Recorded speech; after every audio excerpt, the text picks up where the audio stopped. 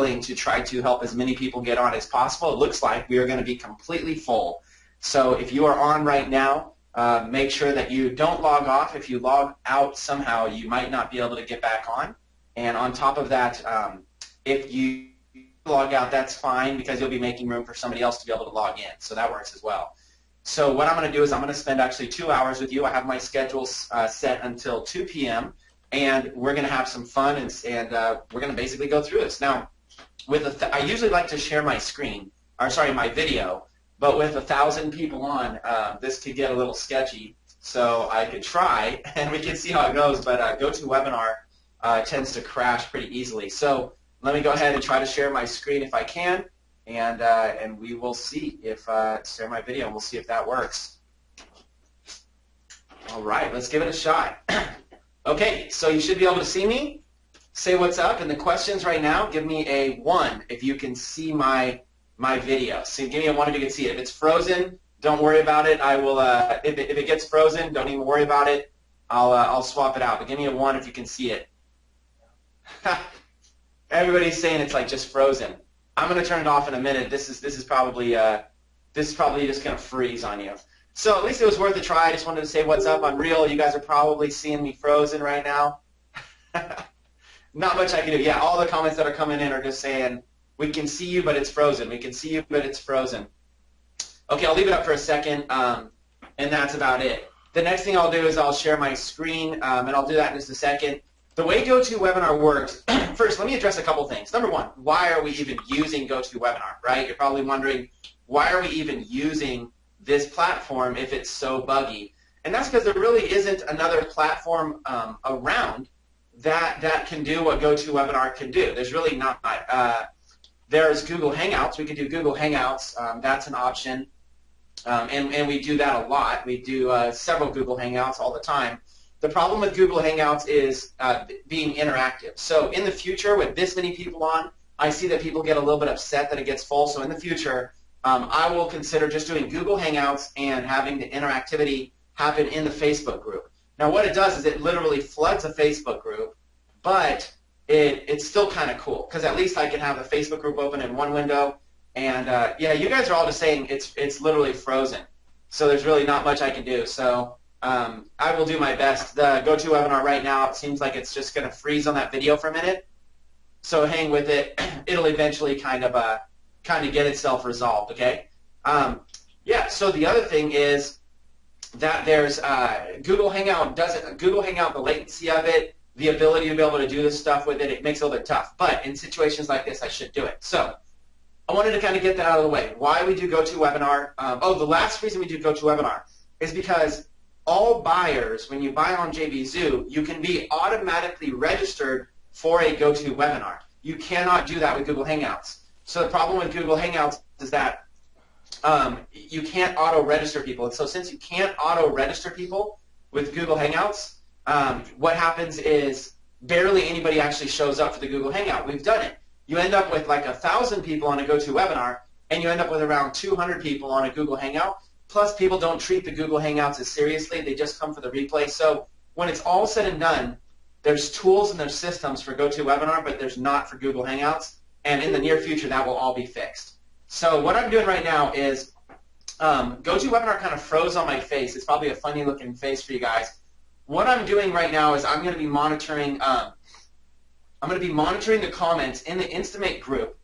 So I'll be kind of monitoring those in the background. And then what I'll do is I'll basically not only be monitoring comments there, but if you guys want to post comments in the questions area, I'll be monitoring those as well. So I'll be monitoring comments in the questions area here. All you got to do is go into the questions area. I'll have that screen open, and I'll have this open. Now, we are maxed out at 1,000 users right now. We're literally maxed out attendance, 1,000. So it's freezing up GoToWebinar. If you're wondering why I haven't pressed record yet, I'm waiting for the GoToWebinar to unfreeze. So hopefully you can hear me. Hopefully the audio is fine. And what I'll do while GoToWebinar is unfreezing, isn't that crazy how many people are on this that it's freezing it all? What I'll do while GoToWebinar is unfreezing is I will I'm going to actually pull it up in my laptop. So I'm going to have a redundant connection right here where I've got it open in the background. So I have another connection so that we can go without any kind of freezing or anything. So that's going to be fun. We're going to have 2 connections going live at the same time. We're going to have GoToWebinar and on my computer, and we're going to have it on my laptop. So what we're going to cover today, you guys, is a lot of stuff, but I want to keep it very beginner. This main point of everything we're going to cover today is going to be for beginners. So if you're an advanced Instagram user, you might learn something here, but if you're advanced, if you want to jump off to make room for somebody else, that's also appreciated since we have a full webinar. But what you're going to learn is you're going to basically learn a combination. Wow, I'm getting notices from GoToWebinar that we're completely maxed out. I've never even seen this before, these new notices. I'm getting a notice every single time somebody's trying to jump on. That's what's freezing me up right now. Every single time somebody tries to jump on over 1,000 attendees, it sends me an alert. So this is going to be interesting trying to get through all of this. So again, what I'm going to do right now, give me about 2 minutes. We're going to start in about 2 minutes. There's over 1,000 people on live right now. Everybody's here. GoToWebinar is freezing. If you're on right now, GoToWebinar is freezing. It's not even letting me see the comments. It's not even letting me start the recording yet. It's just kind of giving me a spinning ball. So give it like 2 more minutes, and then once I press record, it'll say this broadcast is recording, and I'll officially kick this off. I don't want to start without pressing record because then everybody that didn't make it on won't be able to hear this or see this. So we're in a dilemma, but it's only going to take a minute. So don't worry, it's not going to take much longer. Get a cup of coffee, get a pen and paper, and we're going to have a blast with this right now. Okay, hold on. Like, close. Is it going to let me? Come on, you can let me. I never should have turned on my video, by the way. That was a mistake. That mistake cost me to freeze this thing up. So I'm getting on GoToWebinar right now on a backup laptop because my video froze it. So for those of you that are just now getting on, one of the things that I did in the beginning was I decided to share my video, and that ended up being a pretty big mistake because it froze GoToWebinar with 1,000 people on. And by the way, for those of you that don't understand about GoToWebinar, this is a new update that it just did. It's a brand new update. So I appreciate everybody for hanging in there. If you are on live, don't log off. Don't log off because you will lose your spot. So what's going to happen is somebody else will instantly log on the second that you try. So give me maybe like 2 more minutes, and I'll have this up and running, and then we're going to fly with this thing. Just get started with this thing and click record, and we're going to go from there. So hold on 1 second. I'm just going to click record, and we're going to start this thing. Sorry, thanks for everybody for being patient. Thanks for everybody for waiting.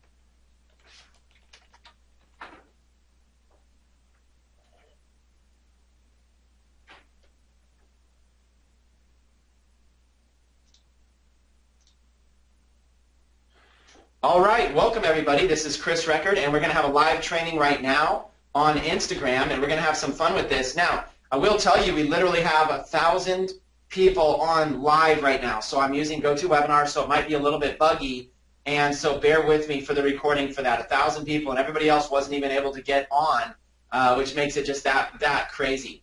Okay, and so what I'm going to do is I'm going to basically do a lot of stuff here. I'm going to open up a Google Doc, and we are going to take some notes.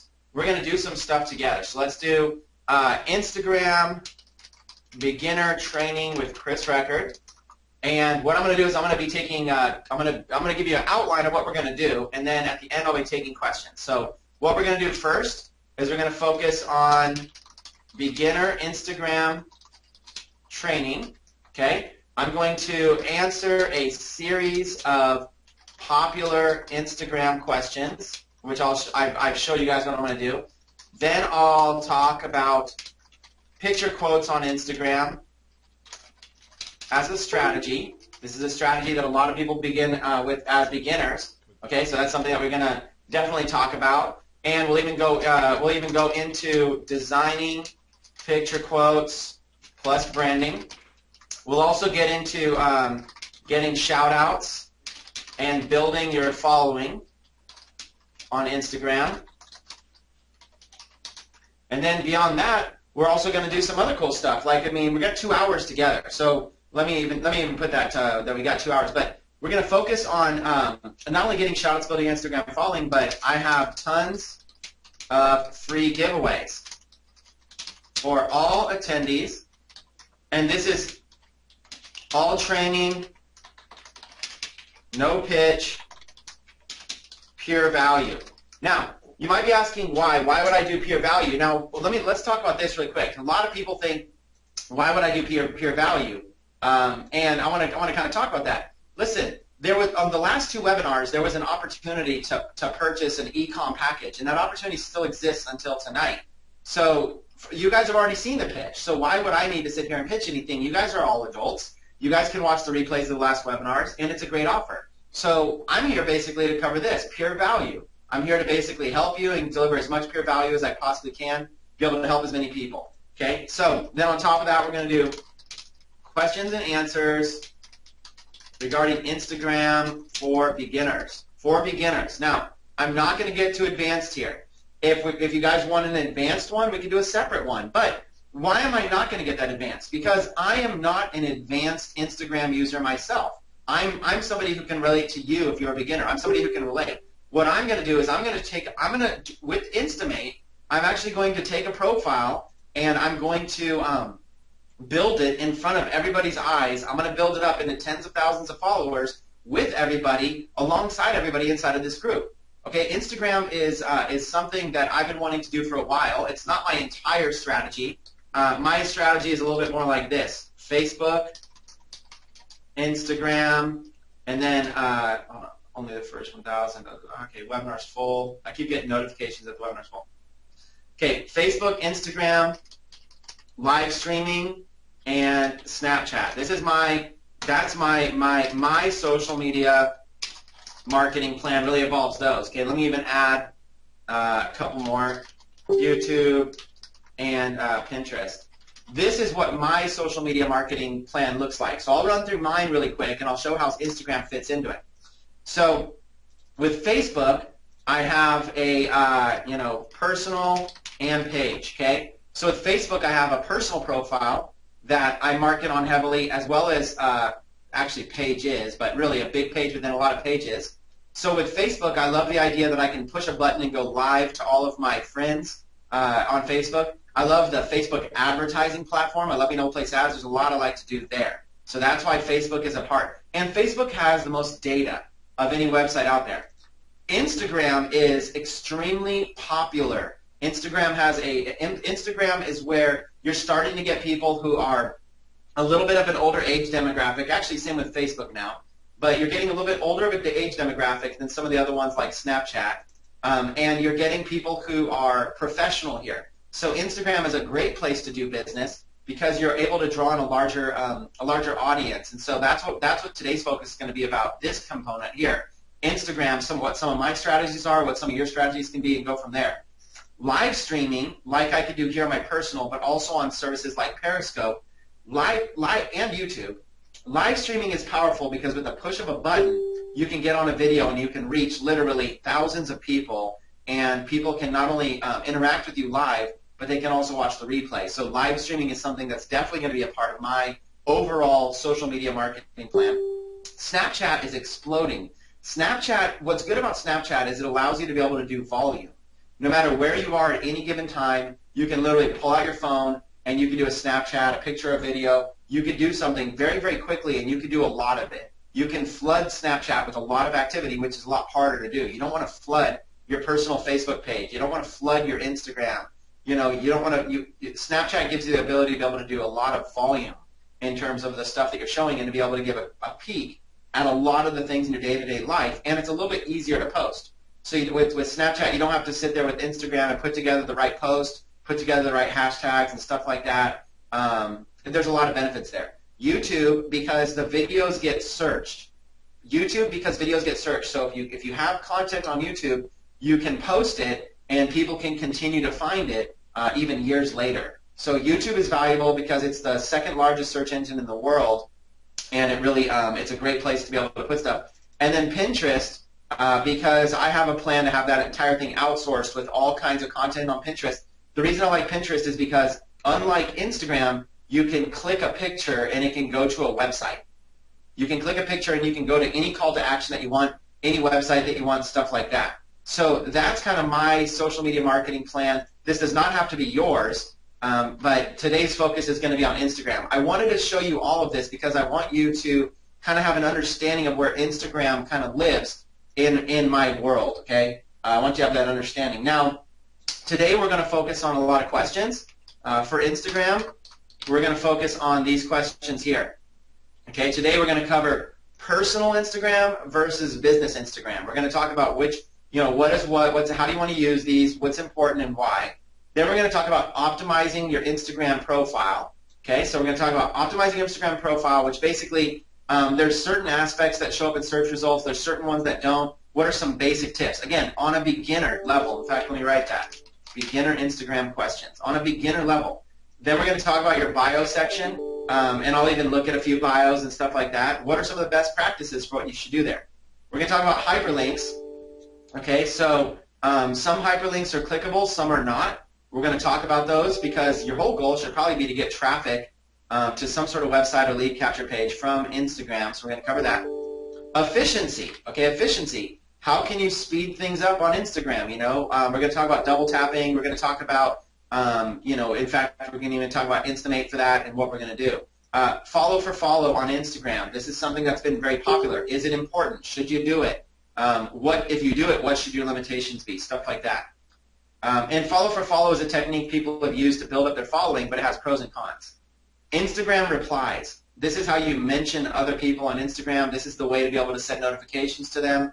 We're going to cover this. Again, from a beginner level, you guys. Instagram post frequency. Okay, this has been asked a lot. How often should you post? How many times per day? We're going to cover this because this is important, especially if you're using automated tools.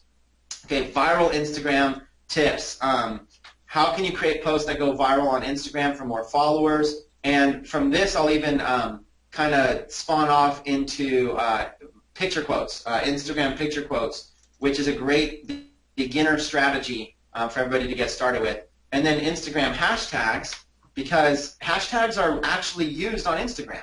It's one of the few social networks that actually really utilizes hashtags, so that's important.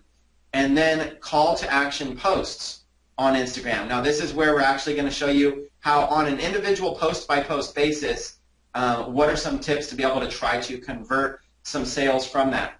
Okay, so what I'm also going to do is I'll also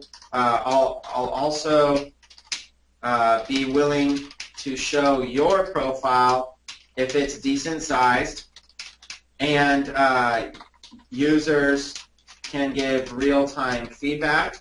We will also spotlight some users for more followers as well, and we will take questions and answers. Okay, so real quick, let me kick this thing off. We're going to go section by section. Let me kick this thing off really quick and do a quick. I see several people in the comments are saying. I guess several people in the comments don't even really know who I am. So let me maybe take a minute and at least kind of introduce who I am, and we kind of go from there. So I didn't introduce myself, I guess, properly in the beginning. I just kind of got into it. And we were late on this thing, so I just wanted to kind of jump into it as fast as possible. Okay, but let me show you who I am real quick, so you can all get a chance to know me. So this is me right here, Chris Record. I am the founder of Internet Marketing Bar. I run an internet marketing firm. We have offices in Austin, Texas, and in Northern California. This is me speaking on stage right here to a conference that I just ran. This is my own conference called the Create, Capture, Convert Conference. There's about 700 people in attendance, and here's a picture. Let's see, of my kids. There's a picture of me and my kids, Reston and Raiden. Reston over here on the right is autistic. He's my autistic son, and that's kind of my reason why I want to be like an internet marketer, and I want to be my own business owner, and I want to control my own future so that I can have the freedom to be able to, do what matters most to me and be able to live out my passions. And my son, Reston, is somebody who definitely gave me a lot of passion when he got diagnosed. And, of course, my son, Raiden, is just a fireball of energy. And so that's us right there. I'm an internet marketer. One of the platforms I've done a lot of marketing on is JV Zoo, as you can see in the stats there. Almost 3.3 million in sales in the last 12 months. This posted just a few days ago. That's from March 2015 to March 2016. $3.3 million, that's just on the seller side, not even on the affiliate side. So my business does over $5 million per year, and hopefully this year does over $10 million. Now, I'm here basically, I'm here to serve. I'm here to serve not only Luke McGuire, who's somebody I respect a lot, but also I'm here to serve all Instamate members.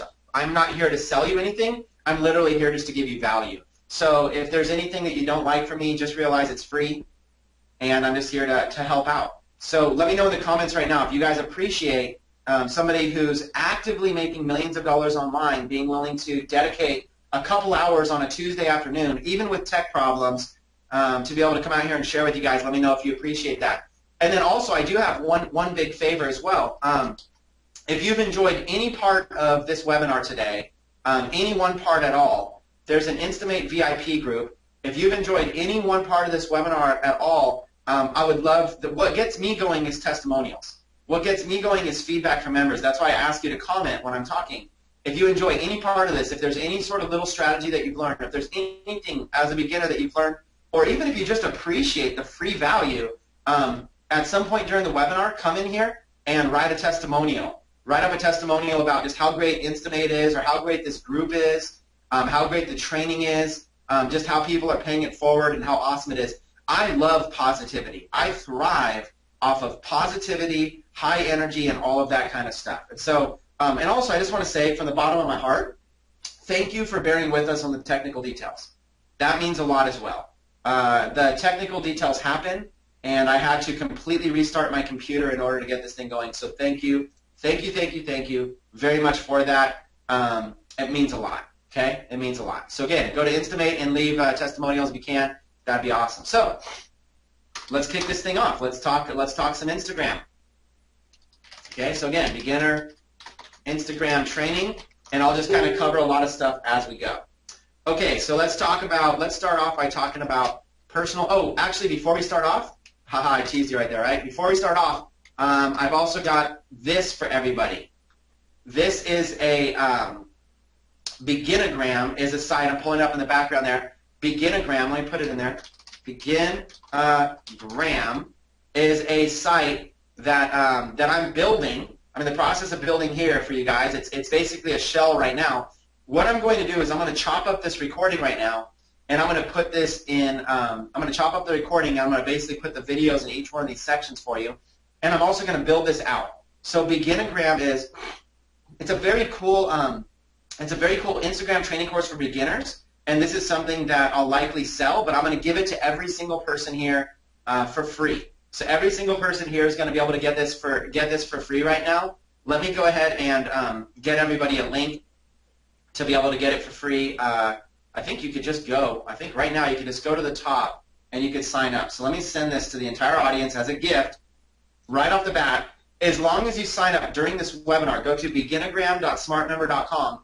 You should be able to, if you can sign up while the webinar is going before I decide to charge for it, you should be able to get in here. Now these lessons will be empty. I'm going to fill them up, okay? And then what I'll do is when I find really good posts in Instamate, I'll grab them like I did with this one here. How to avoid getting your Instagram account deleted. That's an example of a post that Nicole Mazur did, and I put this in here. So this site is going to fill up like how to avoid getting your Instagram account deleted, see? And I'll put these posts in here, and then people can comment on them and stuff like that. I'll start flooding this in here, and if there's cool Instagram software, I'll put it there. Instagram infographics. This will be a whole entire section where you can basically come in and look at all these infographics and kind of cool stuff about Instagram. This is all available for you right now, and this will be something cool. And I'll just continue building this out. So I'll just continue as I find third-party training, as I find stuff, I'll fill this out. This is for free.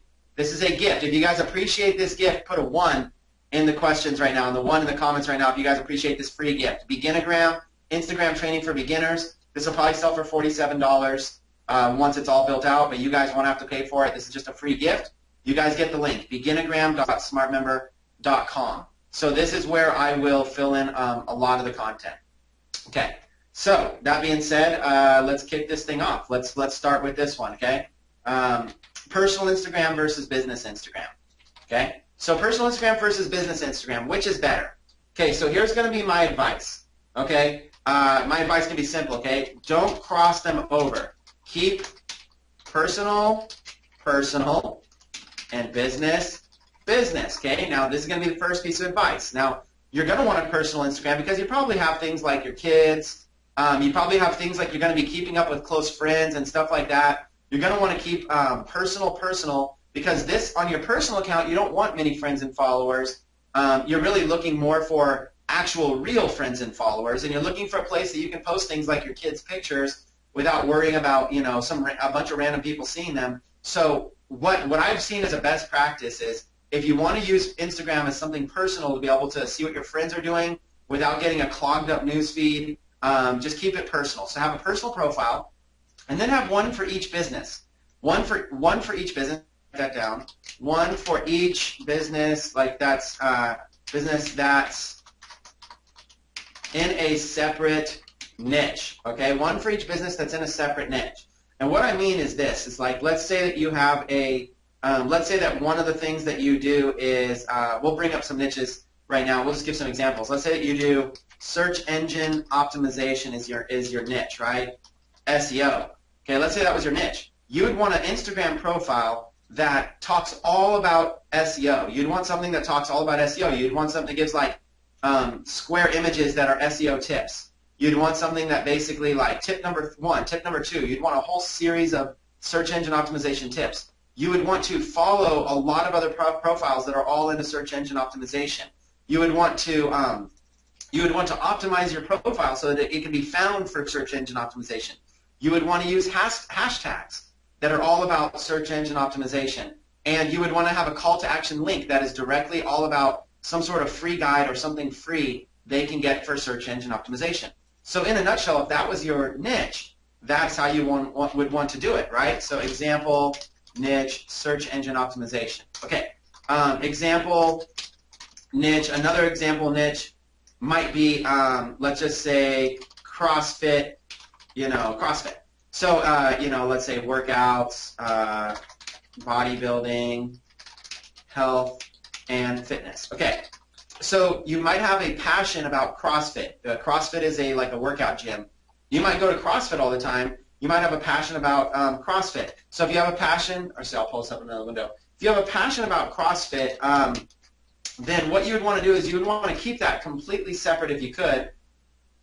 You would want to basically, do your best. Like here's an example. You would want to do your best to be able to, show pictures and images and videos and stuff that's all related to CrossFit.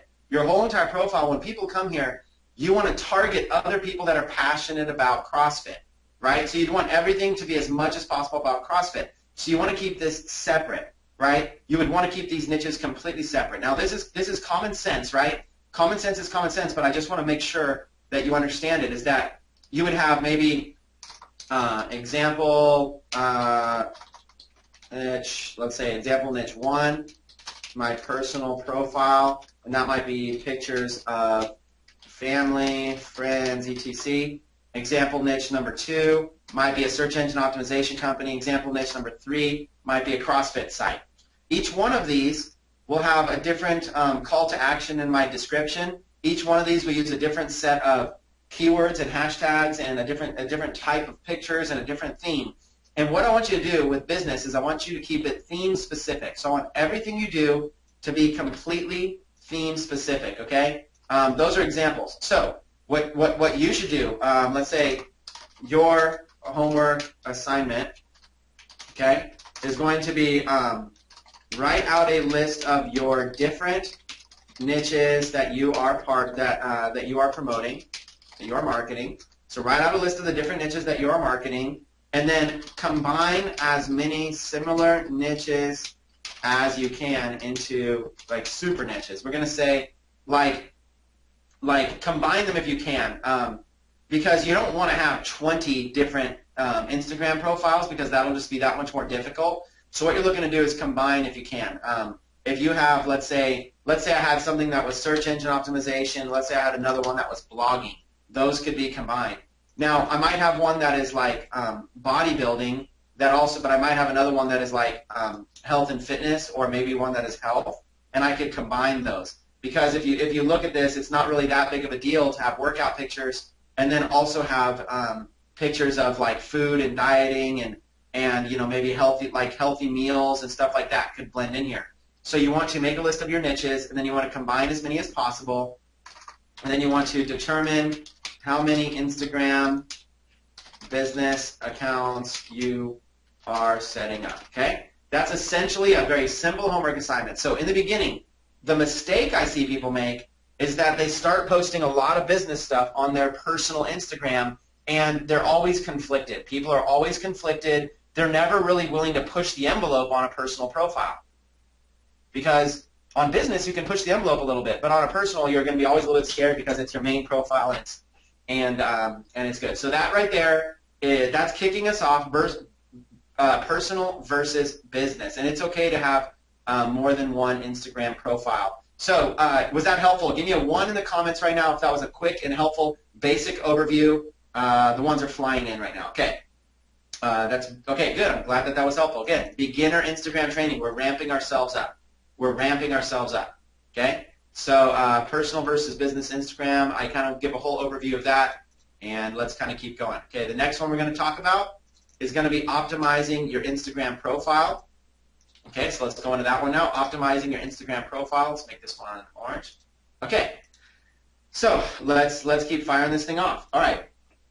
The first thing I want to talk to you about is, let's talk about what is searchable on Instagram and what is not. Now, first things first, disclaimer, Instagram is always changing things. I'm not the world's foremost expert, okay? I gotta put that in there, you guys, because I could say something right now and then Instagram could change it today. Okay, so I have to make sure you guys understand this isn't like the gospel of Instagram. Okay, this is another user who is just teaching on a beginner level to make sure we're all on the same page here. Okay, so when it comes to searching, this is important to understand. Okay, your name and username are the two searchable criteria on Instagram. Okay, your name and username. Write these down. Your name and your username. So when you see a user, like let's see a user for example, when you see any kind of user, okay, the name right here and the username are the searchable criteria. What people do is they basically fill their bio with a bunch of keywords, and the effectiveness, I mean, don't get me wrong, there is effectiveness to it, but the effectiveness is a lot less than what they think that it is. Okay, that's the problem. Is the effectiveness is a lot less of what they think that is, right? So what you'd want is you want to basically you've got your username and you've got your name and your username. Now, if you already have like a branded account, like for example, I have like a Chris Record account, right? Then Chris Record, I don't want to change my username because it's already branded. It's the username that I want. So what you can do though is you can actually add some text to your profile to be able to include in some words that you might want to get searched for. You know, CEO or the word founder or stuff like that, right? So what's going to happen is you're going to have a limited amount of space, right? So let's like look at this right here, right? So if I got 1, 2, 3, 4, 5, 6, 7, 8, 9, 11, 12, 13, and that's it. So that's it, and then I'm limited to that amount of space, right? So you know, on your username, okay, you've got basically a little bit of space there, just that much space right there is all the space I have on my username. And then this right here is the space that I have on my profile name. So what you want to do is you want to come in here and you want to ask yourself, what is something that I can put that is a keyword that I can put on my name on if this is a personal profile, but again, you might want to even come up with a name that is a business searchable name, something that is searchable inside of your niche, right? So, you know, SEO tutorial, SEO, like it might be like SEO tips and tutorials might be like a good name, right? If that was a business profile. SEO tips and tutorials. And I might even want to come up with like whatever else it might be to be a little bit more original. So, you know, if you are a, you know, blogger and SEO expert or whatever, you know, so Chris R, blogger and SEO expert, you know, there's things that you can do, right? Now, you won't always be able to get your things. Like, see, like Chris Record, it doesn't fit. So you have to get creative with the total number of characters that are there, and you have to figure out, okay, what can I do to be able to do this, right? What can I do? So I might be able to go, okay, Chris Record, blogging, and SEO. Okay, and now that might work. Okay, so now just like that, that's a way to basically say the same thing in a creative fashion. So Chris Record, blogging, and SEO. This might be something that I could do in terms of a name, in terms of a title, so at least I have a little bit more reach to be found. Now you're going to want to do this on your business profiles. Your personal profile shouldn't matter as much unless your personal profile is a brand, like me. So I'm actually branding this profile. I started with Instamate on this profile, so literally you guys are going to watch, I'm going to grow this profile to tens of thousands of followers using Instamate and using Instagram and using a few other things. You'll be able to watch that and be able to see that happening. So be cautious and be aware that this is a searchable area that you have control over. You do have control over the username area as well. So if you're setting up a new profile, if you're setting up a brand new Instagram for one of your businesses, then I would highly suggest doing something here that is very, very searchable. So even if it was something as simple like, Chris Record, blogging, SEO, or whatever it might be, something. You got to determine what are the categories that you want to get listed for. You can use underscore, stuff like that. Chris Record, blogging, SEO, okay, something like that, right? So now I'm basically have a chance. If this was it, I've got a chance to be able to get listed for blogging, for SEO, and whatever keywords or whatever you might want. Again, you're limited by space, so decide as a homework assignment. Let me go back. So what you want to do is you want to write out a list of keywords specific to your niche that people might search for on Instagram. Okay, and then so you want to basically write out that list if you can. Okay, let me erase that. Okay, write out a list of keywords specific. Okay, and then brainstorm potential names and usernames for your new business IG accounts. Okay, so what you're kind of doing is brainstorming. Now, I like to just brainstorm right in the editor, right here. I like to brainstorm in there, but you can also use tools and keywords. So one keyword that I love is I love Google Instant Search as a way to be able to do something. So you go to Google, and what happens is you start typing in a word, blogging, let's say, and it's going to bring up instant search results right like this, right? So I love just basically using Google as a quick way to be able to brainstorm stuff.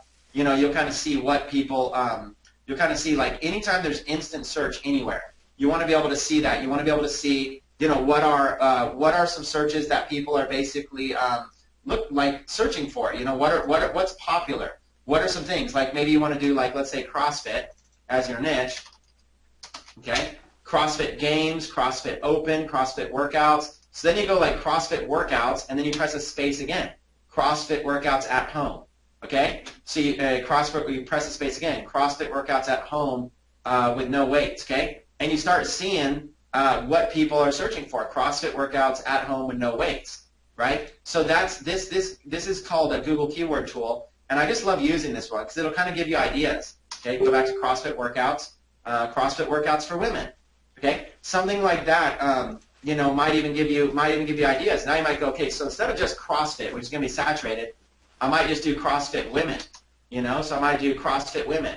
Or the women of CrossFit. Okay, and something like that. And suddenly I'm getting into it. Or CrossFit workouts, CrossFit workout routines. Stuff like that. So you basically start to see they start to make recommendations. And if you need more ideas, watch how simple this is. You just type the letter A. CrossFit Anywhere, okay? CrossFit Analog, CrossFit Artistry, CrossFit B, CrossFit C. See this? And it's just showing me tons and tons of keywords. F, G, H, I, J. See what I'm saying? It's showing me all kinds of ideas. And it's giving me ideas not only for the name of my profile, but also for content. It's giving me ideas of tons of stuff that I can also use for content. So brainstorm potential names and usernames for your business IG accounts. Remember to use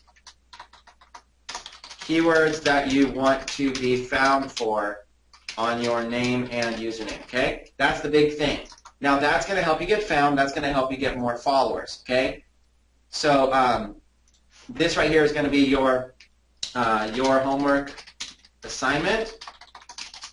It's going to be literally going to write out a list of a bunch of keywords, keywords specific to each niche you have a business one in. You're going to brainstorm a bunch of names, hopefully jumping on Instagram and doing that. And then you're going to remember when you're setting up your account to use those keywords in the name and username in order for them to be searchable. Okay, throw a 1 in the questions if you guys found this section real quick on optimizing your Instagram profile to be found in search engines.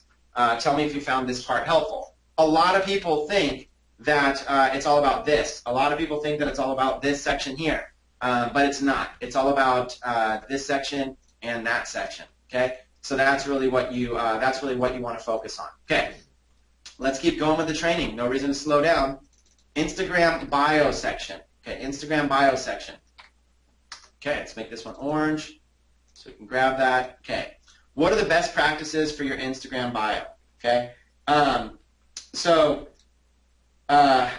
I see questions. People are saying like, what are examples that I might do? Like, okay, so like you know, I'll just show you like an example of a personal bio right here. You know, just like this. You know, like you know, anytime you can use emojis inside, anytime you can just write something cool. We're going to put a call to action with a link. We're going to kind of talk about all this right now. We're going to talk about your Instagram bio section. So I just like to mix it up. Now this account, I'm just using basically a new account that I'm going to basically grow. This account doesn't really have any followers or anything. It only has 2,384 followers at the time of this presentation. This is Tuesday, March 15th, 2016. So on Tuesday, March 15th, but you'll watch this grow into the tens of thousands of followers applying the concepts that we're doing. So I wanted to use an account for branding purposes that I would love to make big on Instagram. So anytime that you see, what I suggest you do first is I suggest you go out and browse other Instagram profiles and see what others are putting in their bios. Okay, that's the first thing you're going to want to do. Browse other Instagram profiles, see what other people are using. See what other people are doing, right? Because it's going to give you an idea. Now, when you see stuff that you like let's say you see like keyboard icons and stuff like this, all you have to do is highlight them and copy them. Okay, highlight and copy, and then you're able to, you know, you're able to paste them. So if you highlight and copy, you're able to paste like that. Okay. So anytime you see something like an emoji or a keyboard character or something like that, keep in mind you can always do that. Now, for an Instagram bio, what the thing is that this bio is not currently searchable. Okay. And also hashtags in your bio aren't really effective. So let's put those things right there. Bio is not currently searchable. Hashtags in your bio aren't effective as hashtags. So put only for branding. So like let's say that you actually had a really good brand, like for a hashtag. Like let's say that you had like a following or something like that. If you had like a really good brand, you could do like a hashtag. You could do like you know, you could do something like, you know, use hashtag record breaker if you are part of the community, okay, or something like that.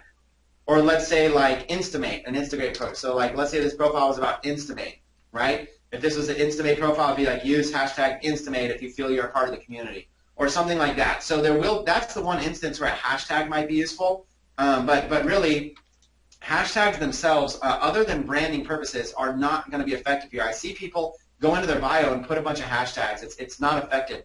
What is effective is emojis or icons that will get your eye to look a little bit at something, but mostly put in some type of a sentence about yourself, and then some sort of a call to action that's going to ultimately lead to their website link. Okay, so what you're looking at when you go through here is you know, bio is not currently searchable. Hashtags in your bio aren't as effective as people think that they are.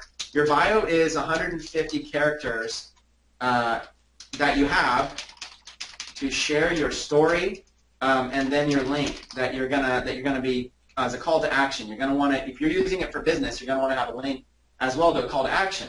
Now, I will show you. You know, if you do put in a link like right here, like let's say that I put in chrisrecker.tv right there. If you put in a link right here, okay, and then you go basically, you know, you come in here, you'll notice this link right here is not clickable, okay? So putting a link in your actual bio makes it so it's not clickable. Okay, so that's not something that you're too concerned with doing, right? What you're looking to do is basically just leave it blank at the end and allow this link down here to be the one that's clickable. So what you want to do is you want to use any kind of combination of emojis, use any kind of combination of things. And remember, you want to basically go and you want to see what other people are doing. So when people like your posts and stuff like that, you know, you can always look around. When people come in and they like your stuff, all these people that are liking, all these people here, you can start to kind of just cruise around. There's Moody. We'll go look at his. And you start to kind of see, like, okay, is this something you like, you know? What do you like? You start to learn about it. You start to look and you start to see, okay, what's cool? What do you like? Stuff like that. And you can always search and you can find stuff as well. You know, like Secret Entourage, let's say, you know, here's a big one, 356,000 followers. So you can learn a lot from stuff like this, and you can kind of see, you know, what they're doing, how they're doing it, what they're saying, what icons they're using. And what you'll notice is you'll notice a lot of similarities. You'll notice that people are basically describing, they're using emojis to be able to draw it, and then here's a call to action, right? So they're basically, you could just start, the best thing to do is just start to browse around. You can click on things and you can start to browse around either related people that are related to that. So if you see a name of something that maybe you really like or something like that, you could go through and maybe try it that way and see what people are doing and kind of see what they're using. Like you go, oh wow, I really like these diamonds, stuff like that. See, they're being searchable by motivation, success. You'll notice we're going to get to picture quotes a little bit later. But that's really all it is. It's like, you know, SEO or blogging and stuff like that. You come in here and start searching, and you know, you can start finding these hashtags. You can start seeing people that are on there, or finding individual profiles and start clicking through there. And so you'll kind of start to learn what you like. Do you like the clean look? Do you like drawing more attention? Stuff like that. So that's what you want to kind of decide is what you want in terms of your bio. But again, what I would say is in terms of you know, something basic, I would say make it fun. Okay, pretty simple, right? Share your personality or your brand's personality and use emojis. Okay, so you know that's basically what I would do. And then the other thing that you're going to want to do is you're going to want to you know, have a call to action to at the end of your bio, leading to your link. Have a call to action at the end, because that's going to be right before they're able to click on your link. So when you go in here, you want a call to action. You know, like, I'll show you how to build a 7-figure business online at blank. And then again, this link, in order to get it clickable, you need to have that link be down here in the link section. Okay, we're going to talk about that next. Don't worry about it. I'll talk about Instagram hyperlinks next, but don't worry. So there's a quick little section on a bio. Again, in terms of recap, you know, browse other Instagram profiles. Go see what other people are doing. Just start searching and looking at people in your niche and stuff like that. Remember that the bio is not a searchable thing. It's more for illustration to get people interested about you. Hashtags in your bio aren't effective unless you're going to use them, unless you have a core hashtag you're trying to get your entire following to use. Your bio is 150 characters that you have, so make it fun, share your personality, and use emojis if you can, or you know, symbols as well. And then have a call to action at the end of your bio leading to your link. So that's covering the Instagram bio section. Let me know in the comments real quick. Do something different. Throw a 3. Throw a 3 right now if that was a good section. I just love seeing this feedback. Look at that, hundreds and hundreds and hundreds. We still are maxed out at 1,000 on live right now. So I do feel bad for the people that weren't able to make it, but it's recording, so hopefully we just get the good recording and stuff like that. So that covers the Instagram bio section. Let's keep going. Let's go to Instagram hyperlinks. And let's go down here, Instagram hyperlinks, and give it a color. Okay. All right, Instagram hyperlinks. And so the hyperlink is the part that goes right here on the website. In order to have a link clickable, when you edit your profile, you have to put a link here, your website. Now, we're going to mess around with this a lot right now, and I'm going to show you a few different ways to be able to do this. Real quick, we're going to look at what it looks like. Your website link is going to look like this right here, okay, chrisrecord.tv or whatever it's going to be, and it's going to go to whatever site you want it to go to. Preferably some sort of a lead capture page or a sales page would be the preferable place for it to go. So this, in order to have a clickable link here, okay, now first things first, why do you want it to be clickable? why do you want to link here? Because all of your posts here are going to be designed to be able to drive attention to your profile, and you're going to start getting new followers and viewers, and people are going to start. Then they might be willing to click right there on that link and be able to look at it. So let's go back to an example. Let's start looking at some of these. Okay, SEO Experts OC. Okay, and you look, if you recall from our earlier training, look, they've got their SEO expert and their county abbreviation all in the username. They have it in the title. Okay, and then right here they have keywords in here, but this is more for not searchable. It's more for marketing. And then they have a link right here, SEOexpertmanagement.com. Okay, so this is just an example. We could do so many. Let's say SEO. Let's go to Secret Entourage as an example right here. Here's their call to action. Click this, 50 free business lessons. And they have secretentourage.com/50 lessons. So these are examples. Again, you want to browse Instagram profiles and you want to see what other people are doing. You also want to click through and you want to see where they're going. You want to see what their pages look like. But you'll notice one of the best things you could do is send people to a lead capture page and build your list from Instagram. Okay, you want to get opt-ins from your Instagram profile because once they're on your email list, you can set them up with an autoresponder. You can sell them stuff for years. You want to build a big following. Plus, you can drive them back to your other social media profiles as you build them. So what you're looking at here is a few different things, okay? So let's look at some of the tips. One of the tips we're going to give. Okay, so in terms of Instagram hyperlinks, okay, you have one link that gets hooked into your bio, okay? You have one link, okay? So it needs to be short and branded, okay? So short and branded. The shorter and more brandable it is, the better. You don't want to have some super long link. You want to have something short. And I'll get back to what I mean by branded. If possible, use your own custom domain name for your short link. Example is, and we'll just use that as Secret Entourage as the example right there. Just right here, example. We'll just grab that one. Okay. So example would be, boom, secretentourage.com/50 lessons. So this is an example. This is their domain name, and they have a free giveaway that they're giving specific to Instagram that's right here. What's important about this is, number one, it's short and straight to the point. It's their brand. It's their website. Number two, they're able to track all the leads that come through Instagram. So what you would do is you would set up a lead capture page specifically for Instagram if you could. Okay, you would set up a lead capture page specifically for Instagram. In fact, I'll be doing that on mine too. Right now I just have it going to a kind of a generic lead capture page. You want to do something that's specific for Instagram. Okay, you could even do something like, Instagram giveaway or something like that if you wanted to make it specific to Instagram. But what they're doing here is they're going 50 lessons, so they know every single subscriber that they get to this page, to this link, they know that that subscriber is coming from Instagram.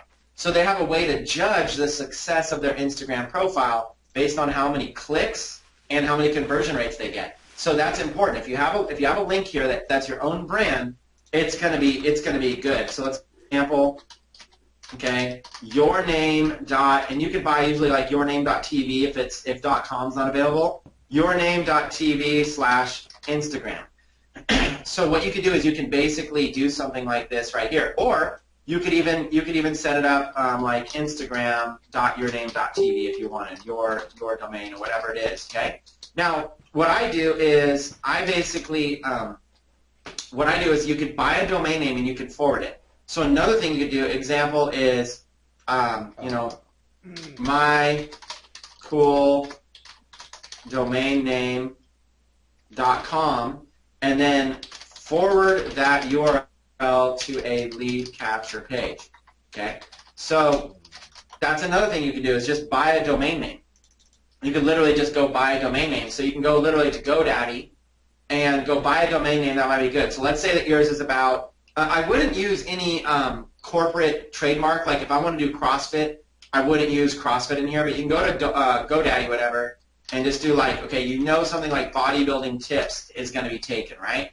So you go there and you go, okay, bodybuilding tips is going to be taken. But look, bodybuilding tip. .com.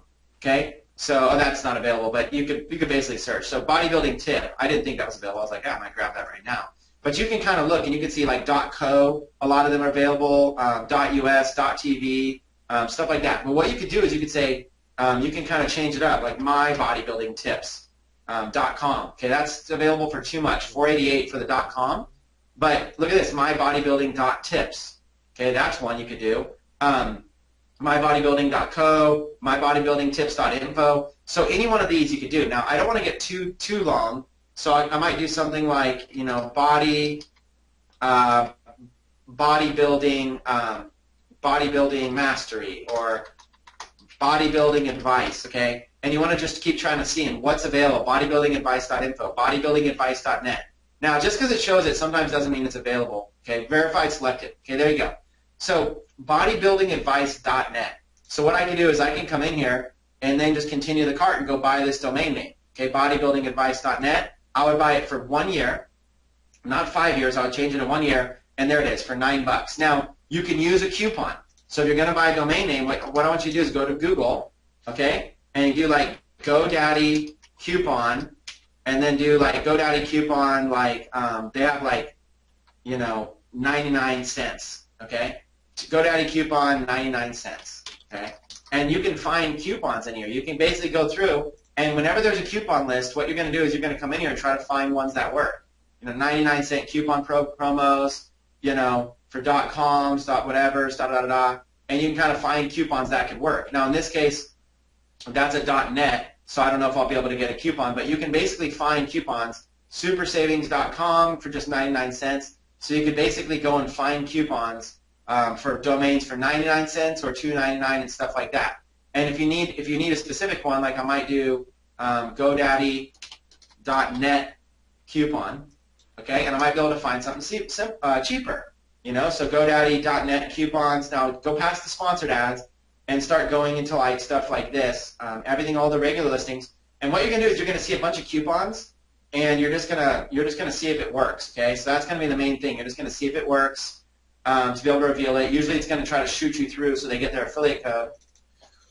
But right there is the coupon. Okay, so all you gotta do is just copy this coupon right there, and then you can go in and you can basically you can go in and try to buy it with that. Okay, .net, .org, GoDaddy, $1.99. And so when you come in here, do you have a promotional code right there? You can apply that and see if it works. Okay, so we can only offer by limiting them to one per customer. It looks as if you already used this promotion. I'm already logged in as Chris Records, so this won't work for me. But what it does is it's either going to work. Okay, so that will either work, or you will just keep going down the list looking for more and more. You just keep going down. You know, 38% say it works, 25% works, 100% say it works, whatever. Keep looking for deals as you go down, and then you go to the next site. Okay, so that's how you're going to find a coupon. That's how you're going to be able to find something for .net. That's how you're going to be able to do it. Of course, in mine, I've already used like all kinds of coupons, so it's not going to work as well. So, you know, example, that's just another example. Use a, let's say, search for a coupon to buy a domain name from GoDaddy, very cheap, okay? Short and to the point are the best domain names, branded for your niche. So then once you have a domain name, you can just go inside of, you can actually just log into your GoDaddy and you can go inside and forward a domain name. Now, I don't know if I want to do that right now, but all you have to do is go in and just forward a domain name. And so the way that you forward a domain name, if you need help, the easiest way to get help is just to go to contact GoDaddy or use their support. Just do forward domain name. And if you don't like GoDaddy or you use someone else, then you want to just research how to forward a domain name. And there will be lots of searches for that, like how to forward a domain name, and then type in the place that you have your name. Okay, how to forward a domain name, GoDaddy. And there's going to be instructions here. They're going to show you how to do it. Okay, how to forward a domain name. This video right here will show you exactly how to do it. It'll just kind of show you, like, if you want to forward a domain name. So it'll show you where to go in. You're going to go to Manage Your Domains. You're going to choose your domain. You're going to go into Forwarding, and you're going to be set. Okay, so that it shows you how to be able to do this. Okay, so maybe I will really quick just kind of show you. Let's see if I can grab a domain name. I might be able to in another window. I've got GoDaddy pulled up. I just don't like showing off all my domain names. So forward domain name to your lead capture page. Okay, that's what you want to do. You want to forward your domain name to your lead capture page if you can. And then what's going to happen is now that's the domain name that you're going to use on your Instagram. Okay, you're going to use that on your Instagram. You're going to basically forward it. So buy a domain name, forward it, and now you have basically a domain name that forwards, like mine right here, chrisrecord.tv forwards to a bridge page. It forwards to my bridge pages account. So this short little domain name, chrisrecord.tv, I purchased it. When people click on that, it just forwards. Okay, it just goes to a completely other site. That's called domain forwarding. Okay, that's going to be what you're going to want to do, because that way you can keep a short branded domain name. So this link right here, okay, chrisrecord.tv or chrisrecord.tv/Instagram or whatever it might be, you do have a limited amount of space that you can use there, and see, it is just going to look like that. So that's what you're looking to do. You're looking to set something up that looks good like that. That is what you're going to want to do with your website. So again, in recap, let's kind of walk through this. In recap, you only have one link that's going to get hooked into your bio. You want this to be short and branded, something that's easy for people to see and want to click on. If possible, use your own custom domain name, either like this, secretentourage.com/ and then a link going to it, or even just my cool domain name. Whatever domain name you want to buy, forward that to a lead capture page. I'm not going to talk too much about lead capture pages right now, but you want to forward that to a lead capture page. And then if you're looking to buy domain names, you can search and buy one from GoDaddy, pretty cheap, and I want you to keep it short and sweet and straight to the point. And again, if you need ideas, one of the best things to do is always just browse around. Okay, browse around. Like you saw what I did. You saw what I did there with Secret Entourage, right? So I started typing in, went to Secret Entourage, and I'm able to see their branded domain name. I'm able to click on it. I'm able to see their lead capture page, and I'll probably even go as far as maybe opting in so I can see what they're doing from there.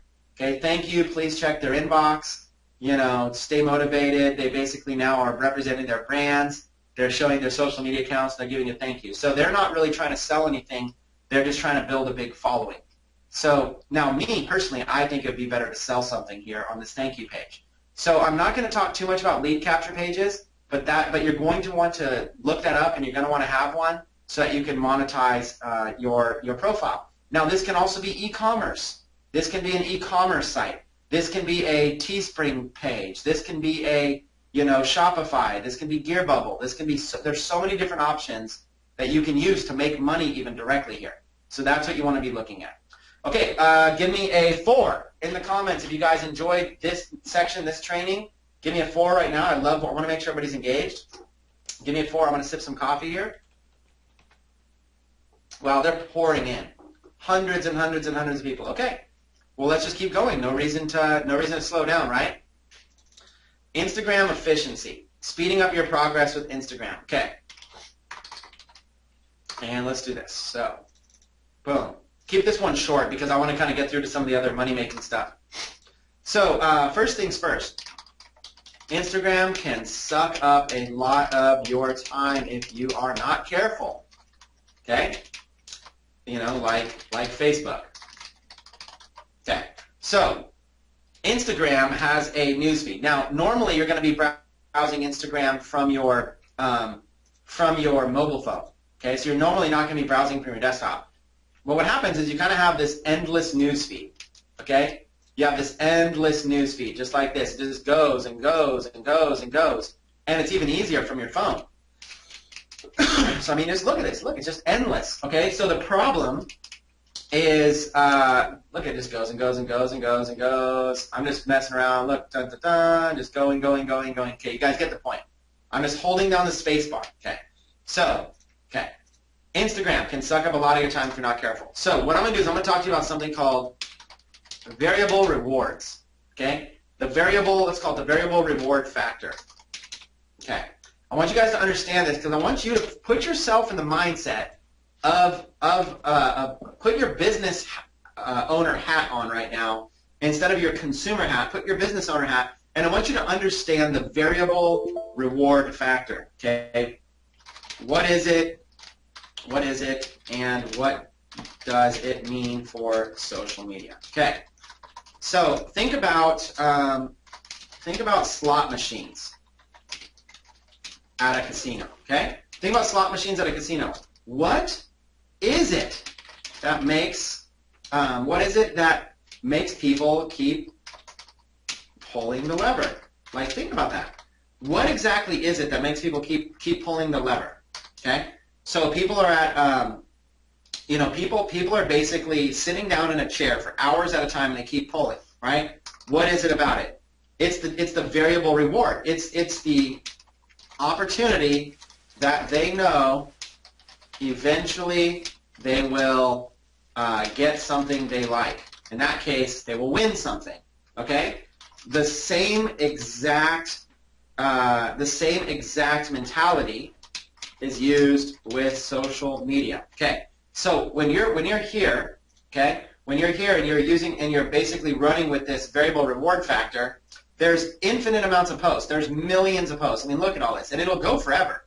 And the more people that I follow and stuff like that, it'll go forever. So what's happening is I'm here scrolling mindlessly, looking and hoping to get a variable reward.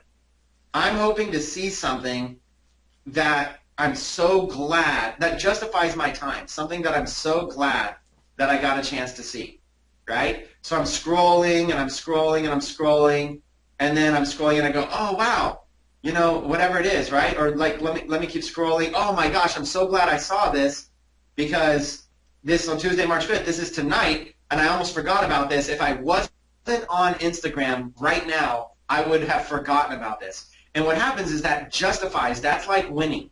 Okay, this variable reward now, it's like I've won something. So that's how variable rewards work. Now in my mind, it has planted a seed that I'm justified that I've seen this. So now I'm going to keep scrolling looking for another reward. Okay, I'm scrolling and I'm looking for reward, and I'm just going and going and going. And this is how it works, People are basically just going and going and going and going and going. So they're just like, they don't mind the fact that none of these are rewards. So this is like every single time I scroll past the picture, it's like I'm pulling a lever on a slot machine. I didn't win. I didn't win. I didn't win. I didn't win. Whatever, right? But then what happens is you know you're going to win because you've done it before. You've had a taste of it before, right? You know you're going to win. So then you kind of keep going and you're looking for that thing. And then you go, oh my gosh, this quote is perfect. This quote is exactly what I was looking for. Now, pardon if you guys don't like cuss words. Sorry about that. But I'm just using this as an example. Okay? And you go, oh man, this is exactly what I needed to hear today. Okay? So that's exactly what I needed to hear today. So here's how this works. This variable reward has me trained that it's worth my time to scroll through Instagram. So once you understand how that works, it's just like the person is going to sit at a slot machine for hours. When you understand how this works, it works for all social media. People are looking for variable rewards. You want to give them variable rewards. So when you're on your time right here, I don't have time to scroll through this, right? I just don't have time to scroll through this, right? So what I'm looking for is I'm looking to be more efficient. So if I want to like something, I want to like a lot of posts. I want to comment on posts a lot, right? So if I want to do this, the first thing I want to teach you guys is to make sure that you're double tapping, okay? So the first things first, for effectiveness, for speed and effectiveness, be sure to double tap on posts that you like, okay? You're gonna want to participate in the algorithm. If you want people participating with you, you want to participate with them. So right here, watch what happens. When I double click, there goes the heart, okay? All you have to do is double click on it, right? So it's a quick little double click. So what you want people to do, it's a double tap. What you want people to do is double tap stuff. Now, for effectiveness, what you want to do is you can just hold down the space bar, you can press the space bar, and it will auto scroll for you, right? So you can actually press the space bar right here if you wanted, and you can kind of go through really fast. So I don't need to scroll. I can go through, I'm holding right now or rapid tapping the space bar. Okay, that only works on desktops, but if on desktop, hold space bar or rapid tap space bar, okay? This to scroll quickly. Okay, this helps you scroll quickly. So because it's a variable reward, look at this. Look at it this way. If you could have the same exact activity that it took sitting at a slot machine for 5 hours, and you could do it in 1 hour, then you would have saved 4 hours. So you want to learn how to speed up the process as much as possible. Okay, you're wanting to speed up this process. Okay, so there you go. You basically have like all of these different things that you can do, and you want to speed up the process. Now, another thing that you're going to do. Now, if you're on a Mac, it's going to be different than a PC, but there's a way to be able to do a command up and command down. So look at this. I'm at the bottom, and now I'm at the top. I'm at the very first post. All I'm doing is I'm holding down the command button and pressing up. Okay? So you can basically do this, and if it's not, it might be a control button. It might be a button on your keyboard that looks like it has windows on it. But there's a button on the bottom left of your keyboard. If you hold it down and you press the down button or the up button, it will scroll to, it will page up or it will page down all the way to the top or all the way to the bottom, right? So that's another way to be able to quickly do that, be able to quickly roll through. So these are just some of the basic tips to be able to scroll. And what you're going to want to do is you're going to want to double tap as much as you can. So there's Katie, and maybe I know, okay, so maybe I'll look at Katie real quick and go, okay, you know, Katie's got, Katie's profile here is somebody I might want to follow, somebody I might want to do a lot with right there. So I might want to come through and double tap a few of her photos, some photos that are cool to be able to come in. Free ebook, I kind of like what she's doing there. And see how fast I am right here? I'm not spending a lot of time, and I've just liked 3 pictures of Katie's, and there you go, just like that one. So now I've come in here and I've contributed really fast and really effectively in a matter of seconds by looking at people's profiles. Okay, so here's something you might want to do for effectiveness is you might want to have a bookmark folder of people's profiles. If you're on your desktop, you can do this easily. Let me show you how to do it. You go to bookmarks and you go to your bookmark manager. Okay, and then in your bookmark manager, there's a lot of options of what you could do, right? You can basically add folders, stuff like that. So let me add a folder right here. Let me add a folder and call it Instagram. Okay, add a new folder, call it Instagram, and let's put it right here. Okay, so what I did in a nutshell was I came here. You can just right-click over here anywhere and add a folder. Okay, and what you're doing is you're basically adding a folder. And then what I did was I dragged and dropped the folder into my bookmarks bar right here, so it shows up right here. I now have an Instagram folder right here on Chrome. And if you're not seeing this, go to View and go to Show Bookmarks Bar. Okay, and this works on Chrome. Okay, so I have an Instagram folder, right? So now watch how this works. When I go to profiles that I like, this is going to speed up your effectiveness. When I go to profiles that I like, all I have to do is drag and drop this right there in the Instagram folder. Now it's there. Katie Lendl, Instagram photos. So now watch. If I go back to like that Secret Entourage one, let's say that I liked, and I'm here on this page. Of course, I can follow them, but that's going to be one of many that I'm following. If it's a profile that I want to learn from and study from, if I have a bookmark toolbar right here, all I do is I do this, drag and drop it. Boom. And now it's in there. Okay? So now I'll even do it to my own. Okay, here's my own. And I'll drag and drop this in here. Boom, just like that. So now, when I'm coming in here, I might search for stuff like Facebook ads or whatever it is, and I might go through and I might try to find, some profiles, some people that I like. Like maybe I really like, maybe I really like this person's here. Now in this case, I don't know if I really like it that much, but maybe there's something I like about it. Maybe there's something I really was like, oh, you know what? I could learn from this. And so what I'll do is I'll grab this and I'll just drag and drop it to my Instagram folder right there. So now what happens is I have these folders. Now let's say that I want to go back to my bookmarks manager. Let's say that I want to go even better. I open up Instagram and I create a new folder inside of that. And this one, let's call this one Facebook ads. Okay? Now, this person here is somebody interested in Facebook ads. So now watch how this is going to work. Now, I have an Instagram folder, and I have this one called Facebook ads, and there's going to be all the people that do Facebook ads. So as I start searching, I can go basically find like a bunch of cool stuff. I can go look through and say, is anybody posting anything about Facebook ads? And I can go and I can try to find, people that are posting stuff about Facebook ads. Entrepreneur in training maybe. Maybe this is something cool. Find, is somebody posting about Facebook ads? What are people showing about Facebook ads? And that's what I'll do is I'll basically start creating bookmark folders. So let's say Facebook ads. Let's see if I can find another one. No, that one's really no good. And let's see if I can find another one. So you just kind of go through and you see if there's anybody good. And there's lots of other ways to search. So I'm going to show you another way to search really quick. But I'll just go through and I'll start making a Facebook folder. I'll start making a folder of all the different Facebook ads that I want to do. So watch this. Here's another way to search. Facebook ad tips. Let's say Instagram. Facebook ad tips Instagram, right? And you can basically see who's on Instagram that's sharing Facebook tips, right? And then you can basically learn all about that. So you can go and you can search Google. Okay, you could also just search here. You could do even stuff like paid traffic. Okay, you can search paid traffic, or you could search like SEO, like for search engine optimization. And so what happens is you can make a folder of a lot of SEO people, and that's where you get it. So again, how do you do that? Bookmarks, bookmark manager, add folder, SEO, just like that. Now that folder shows up right there in SEO. Now I'm going to show you another way you can do this too. You don't have to drag and drop. There's also a star button over here. I can click that star button, just like that, and then I can just choose the folder and press done. See that? That's all I had to do. Star folder, choose it, and be done. So let's go to this one, SEO Delray Beach. And then once you're doing a bunch in the category, watch, it'll stay selected. Star, it's already done, just like that. So now I can do a whole bunch in the same folder, just like that. And I can go through and I can look at different SEO ones, and I can get a bunch of different SEO ideas like this. Now I got to just press star. That's all I have to do is press star.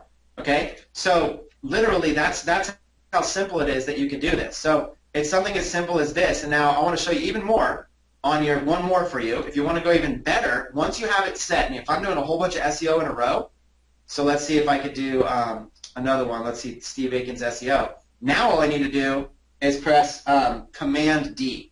Watch the star up here, Command D, boom, and it automatically did it. Because Command D is the shortcut to be able to bookmark something. So if you're using Chrome and you put these folders together, now look at this. SEO has all of these in here. So it really allows me to really quickly be able to browse through and find people that are doing SEO. Okay? So now here's another one. Let's go to Google, and let's do a site search. Site Instagram.com. Okay, so you can write this down if you want. Site Instagram.com. Okay, so watch. I'm going to take some notes here for everybody. Create bookmark folders, preferably in Chrome, that organize your favorite IG profiles.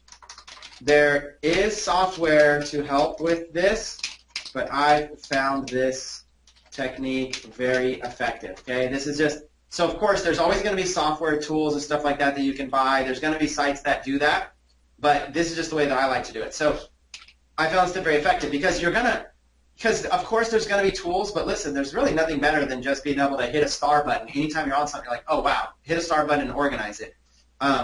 This allows you to quickly browse IG profiles in your niche to get ideas and tips. Okay, that's going to let you go. That's going to let you organize. It's going to you're going to basically build one for each one of your niches, and you're going to do that. Now, use Google Site Search as another way to find profiles to bookmark. Okay, so Google Site Search is going to look like this.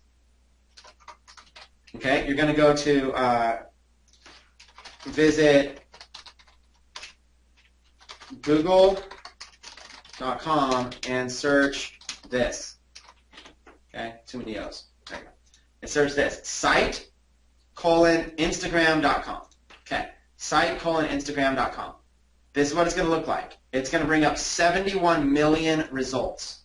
Okay, site:instagram.com and then plus a keyword. Okay, watch how this is going to work.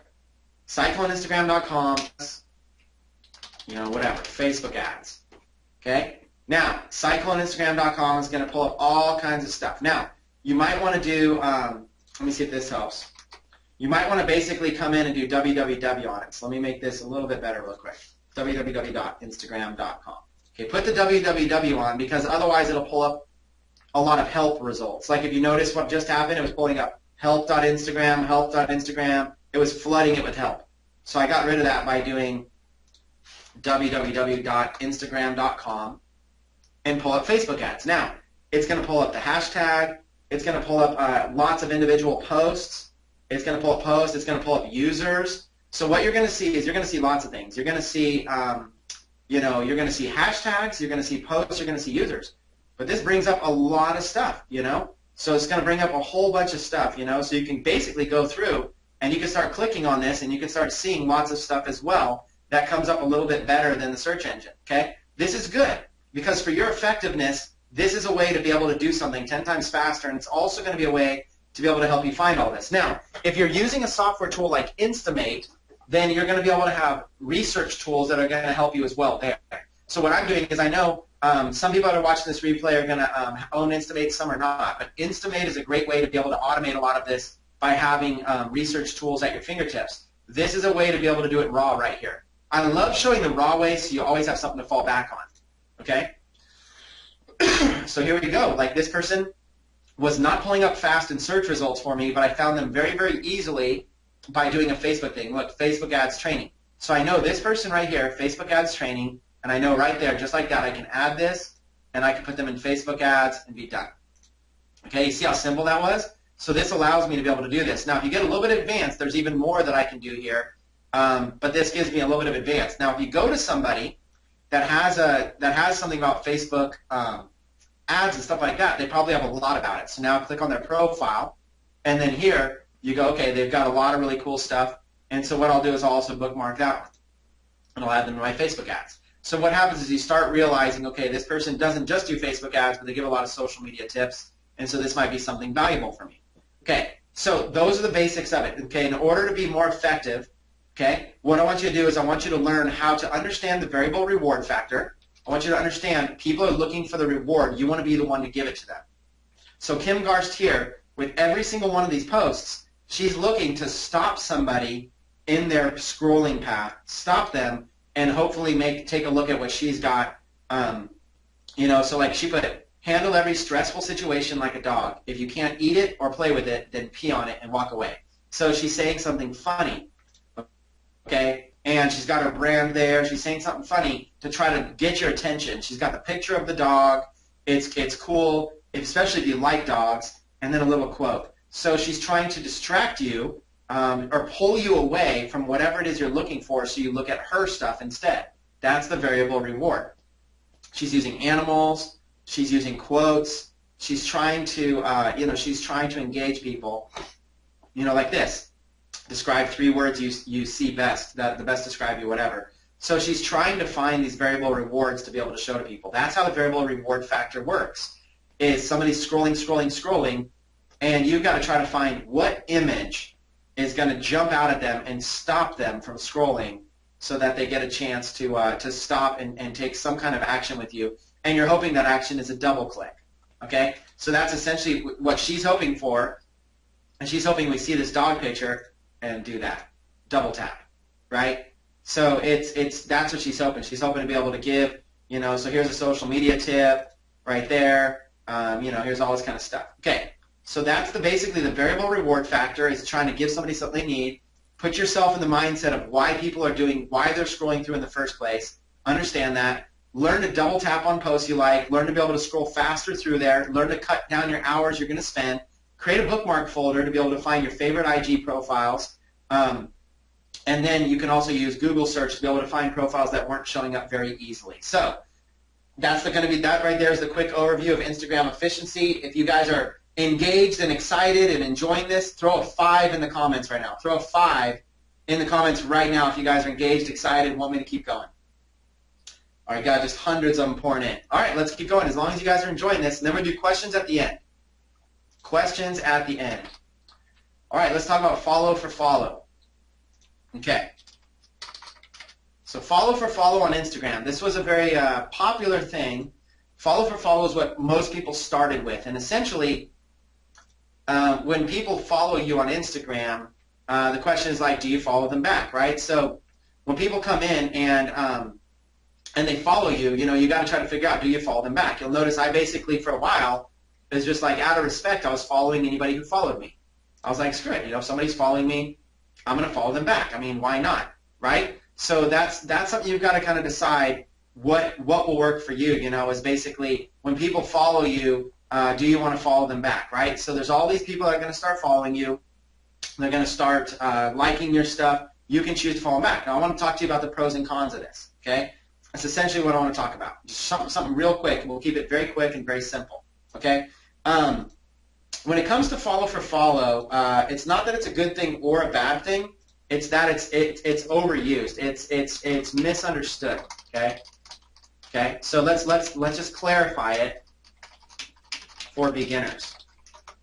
Okay. First things first. When you follow more people, it will show more posts in your Instagram newsfeed.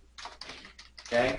This will begin to flood your newsfeed, making it harder to find things you are looking for, or harder to find things you want. Okay, I call it the newsfeed. Sorry. And by the way, I know there's terms in every single network. I call every single anything with endless scrolling. I call it a newsfeed, just so we're clear on the same verbs and stuff like that. Anything I call it a newsfeed, even though it's not technically news. Anything that has endless scrolling, I just call it a newsfeed at this point. That's just like, that's my terminology for stuff. Okay, so what you want to do, this begins flooding. Okay, so for a much better experience, you want to create a newsfeed of posts relevant to you. Okay, this will help you find things you like faster, double tap, and comment on them faster, etc. So in this case, it's actually less is more. Okay, less is more. So that's essentially the big thing with the newsfeed is that when I first started on Instagram, on this account right here is a dummy account. On another webinar, when we get advanced, I'll show you the brand accounts that we manage. The brand accounts we manage have tens of thousands of followers on them. I want to set this account right here, this personal account. My goal is to get into the tens of thousands of followers in front of everybody as part of this kind of case study, so I could show you how to do it kind of from scratch. But when I first started, basically what I did was I connected my Facebook and started following every single person that was connected on my Facebook, and a lot of them followed back. So you'll notice my followers and following is right around the same. Mm-hmm. But this created a newsfeed that really wasn't, it's hard for me to go through and find stuff that I really like. It's just a random newsfeed of a bunch of stuff, right? So it just makes it that much harder. So for me, what I would do is I would basically clean this up. The first thing I would do is I'd go in and clean it up. If you have a lot of people you're following, you might want to go through and unfollow, and then follow the ones that are specific, that are posting content a lot, that you want to be able to model after. Okay, and maybe follow some of your peers in the Facebook group. Now, if you don't mind a newsfeed like this, with this much stuff, sorry I'm coughing in the background, you guys, I'm sipping some water over here. If you don't mind a newsfeed like this that's a little bit harder to find things that you like, then it's really not a big deal. Okay? But let's say that you want to see more stuff like this, right? Okay. Sorry, I might be coughing through this next section. I got a dry throat here. So if you want to see more stuff you like, then follow that user and just start. What you might want to do is unfollow and start from scratch, because you want to basically create a newsfeed that is stuff that makes it easy for you to be able to scroll down and be able to double tap a lot. You want to be double tapping on a lot of stuff, right? So you want to go down, and you want, maybe if you want to see quotes or something like that, you know, you want to be able to go through and see a lot of this stuff really quickly, right? So you want to go in whatever niche you're in, you want it to be a lot of stuff related to that niche. Okay, so you want to follow other people in your niche, you want to really fill your newsfeed with that. Now, if you're starting from scratch, I do understand when you follow people, there's a good chance they're likely to follow back. In fact, I was the person that did that too. Now, I do it from my phone. I don't do any kind of following really back from here, but I do it from my phone. But I was that type of person that every single person who followed me, it would give me a notification, and I would just click the little notification and follow them back. But then I just realized this newsfeed just becomes unmanageable. So what I recommend is finding a balance. Is if you're that hard up for followers, that you're out there following people just hoping they'll follow you back, I think there's lots of better ways to be able to engage with followers. But understand there's no right or wrong way to do this. So I'm going to write this in here. There is no right or wrong process of following people, just personal preference. Okay, that's really what it comes down to. Do you want a newsfeed flooded with tons of random content, but have more followers yourself? Or would you rather have a few less followers and a newsfeed that is appropriate for you? Okay, that's really going to be what the preference comes down to. So when you're choosing to follow, people and hoping that you're going to get a follow back, basically you got to decide which one are you in. Are you like, hey, I don't care what my newsfeed looks like, just give me the followers? Well, then following a lot of people will help. But if you'd rather have a good experience on Instagram and enjoy it more and be able to log in and see stuff you like and you don't mind having some less followers as a result, then I would say stick with a smaller follower count. Okay, that's it. I don't need to spend too much time on follow for follow. There's a lot of groups even that'll do follow for follow. You can learn a lot about that. But you can basically go and learn more about that on your own outside of that. Okay, let's move on. Throw a 6 if you guys want me to move on. If you felt that was a very brief and basic overview, throw a 6 in the comments if you're engaged. We still have 1,000 people on live. That's crazy. That's crazy. So if anybody's if anybody right now is live watching from the Instamate Facebook group, it looks like there's about 10 spots available. If anybody wasn't able to get on, tell them to try again now and see if they can get on. Okay? And we'll try to do that. All right, here we go. Let's keep going. Okay, boom, boom, boom. Let's go to the next one. Okay, Instagram replies. So here we go. So with Instagram replies, this is a big thing that's really unused. Okay, I know I never started using it until I really saw, when I started reverse engineering the pros, this is where I really started seeing what they were doing, and I really realized, wow, they really have a system here for replies and mentions. Okay, so let's talk about this. Okay, use the at symbol, which is like a mention, to reply and thank people with their username in your responses to their comments to ensure that they get a notification. Okay, that's a big one. So the way Instagram works is if you just reply to them in the comments, they don't get a notification unless their username is mentioned. So you want them to get a notification because the whole entire social media world. Let's write that. Social media is fueled by notifications. Okay, people have a notification addiction. They really do. It's like when you go to something, when you go to let's say like Facebook or whatever it might be, and you see this you see these red marks here. I've got 69 notifications right there. It's like you have this idea that you have to. Oh, by the way, Stephen, great. Been mentoring with Chris Record for years now. He offers more value than anyone else in the industry. Boom, like that. Thank you. Good timing on that. That just showed up right on the top. So there's all of these notifications, right? People have to have these things cleared. Now, I'm not going to check my messages right now live, but because sometimes they might be personal or something, but I have to, people have to get rid of this stuff. People have to do this, okay? The same thing with Instagram or any social network. People have a notification addiction. They have to clear these out. They can't stand seeing that they have these, and so they're always checking their notifications, right? So when you're working with people here, you'll notice everybody has their usernames, right? Now I'm on desktop because this is a webinar, but it's a little bit easier to do even from mobile. But look here, awesome message, love having you as a mentor, @ChrisRecord. So this right here is a username mention. Okay, this is a mention. This is an @reply. Okay, @ChrisRecord. By doing this, this is what triggers a notification, right? So when you're in here, it's going to be as simple as @ and then their it's going to be @ and then their username. Okay, so you want to make sure you can either do it manually by putting the @ symbol, or especially from mobile, you can just reply directly to them. When you reply directly to the comment, it should automatically tag them with an @ mention. But that's the difference between them receiving a notification or not.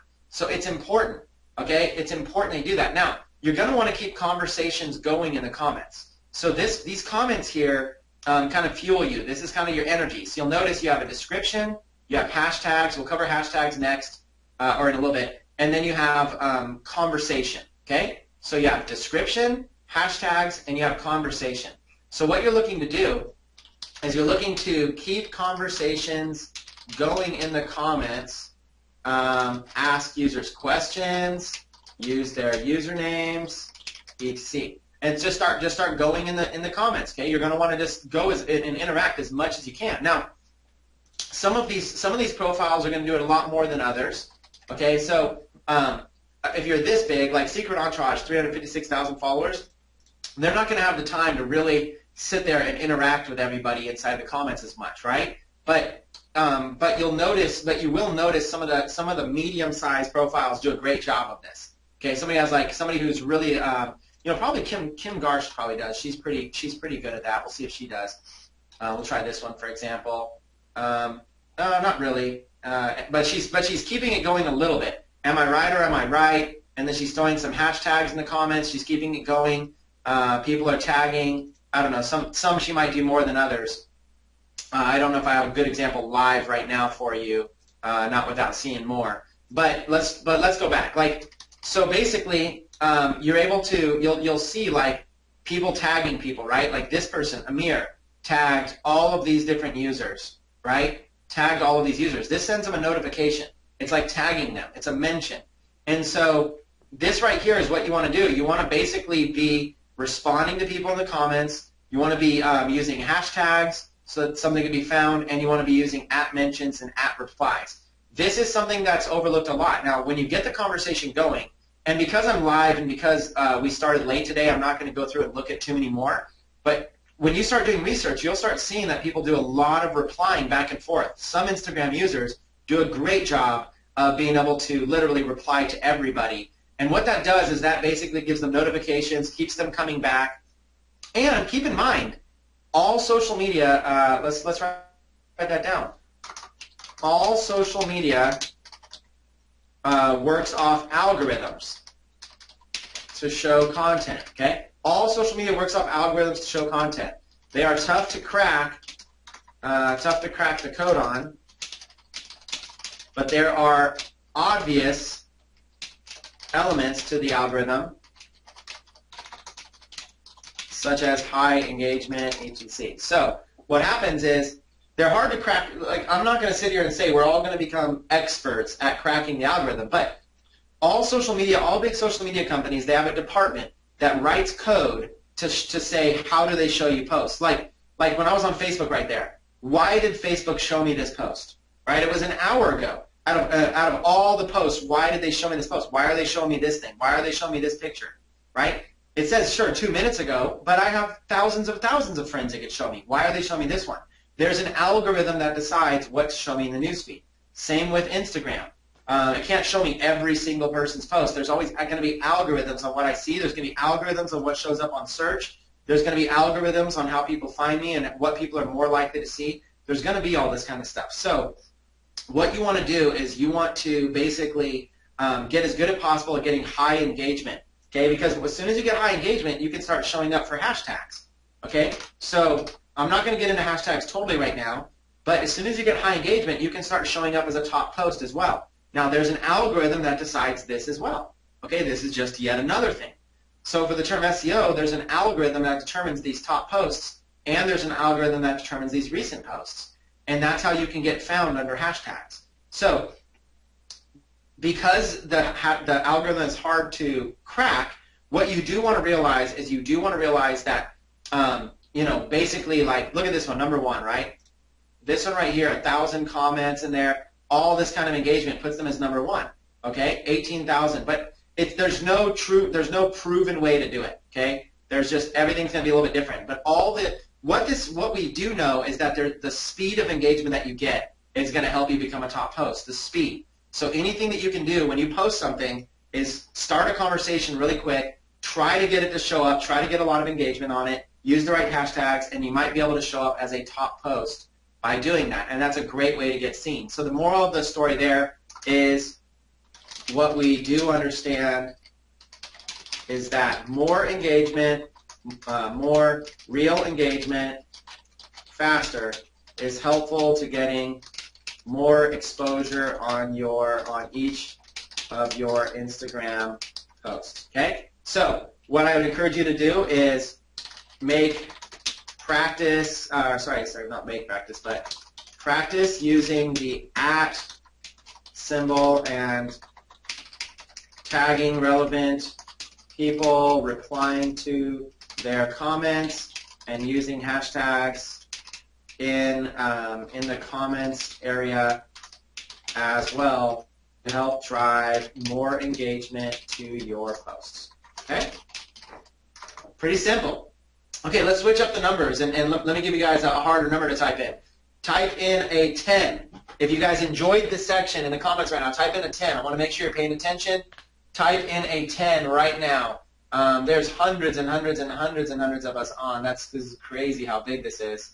Type in 10. There we go. This thing is exploding.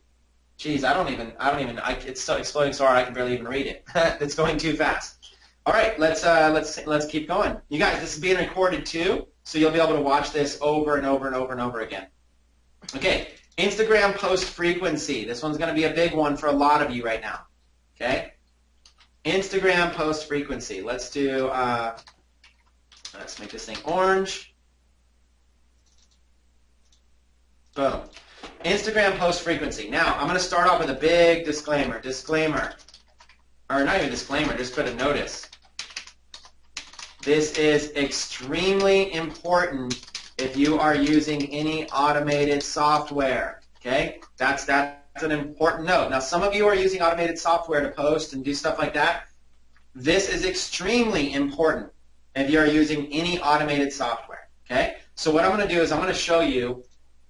I'm going to read this to you out loud right here.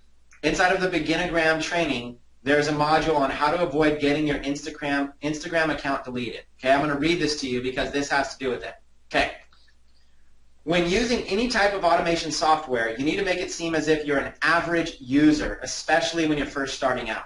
Okay. Any type of abuse can get your account banned, even without automated software. Okay. You have to come across as an average user. Okay? If you start a brand new account and you start posting several times a day or unfollowing people too quickly, there's a very good chance your account will get flagged.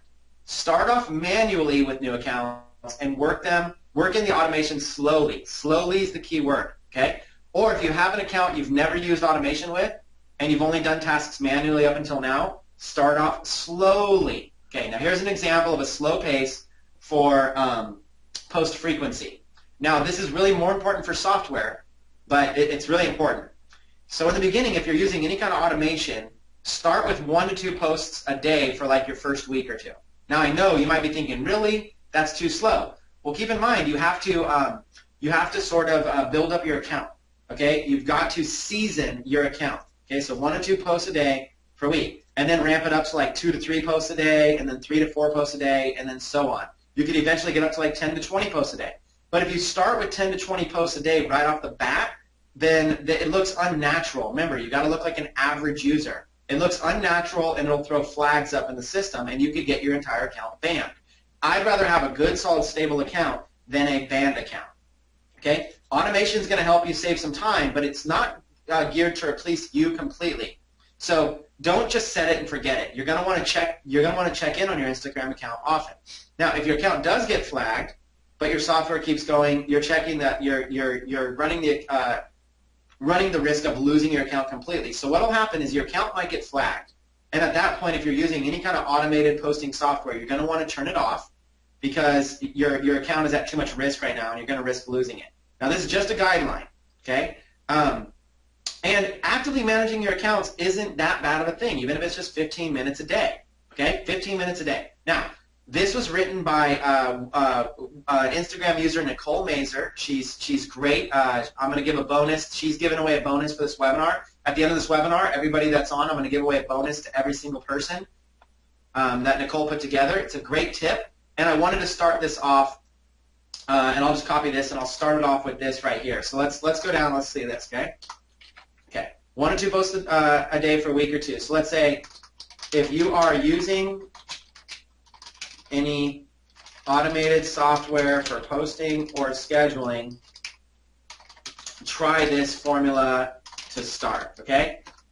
1 to 2 posts a day, then 2 to 3, then 3 to 4, and so on, okay? Just start with that, okay? Now, if you are manually posting, you can get away with slightly more per day and still be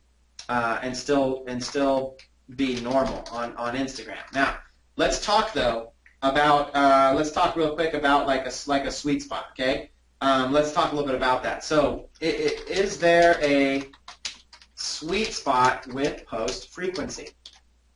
Okay, so it's a little bit different for everybody. Okay, it's a little bit different for everybody. So here's what I'll say on the topic, because there is no right or wrong answer. Let me just put that. There is no right or wrong answer, just guidelines. Okay, so as far as what I'm going to do, I'm going to say this.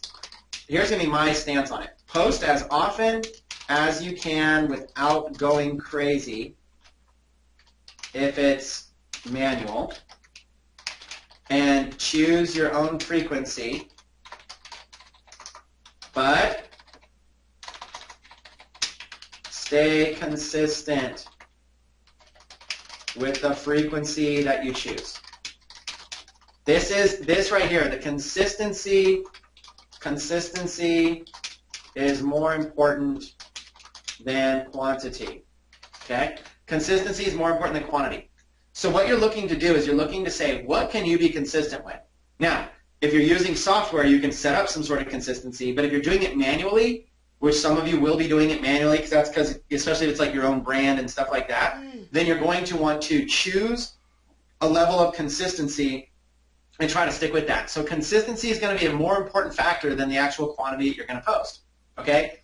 Now, I think a good number might be like, 6 to 10 per day on a seasoned account. Okay, I think that would be like a good number.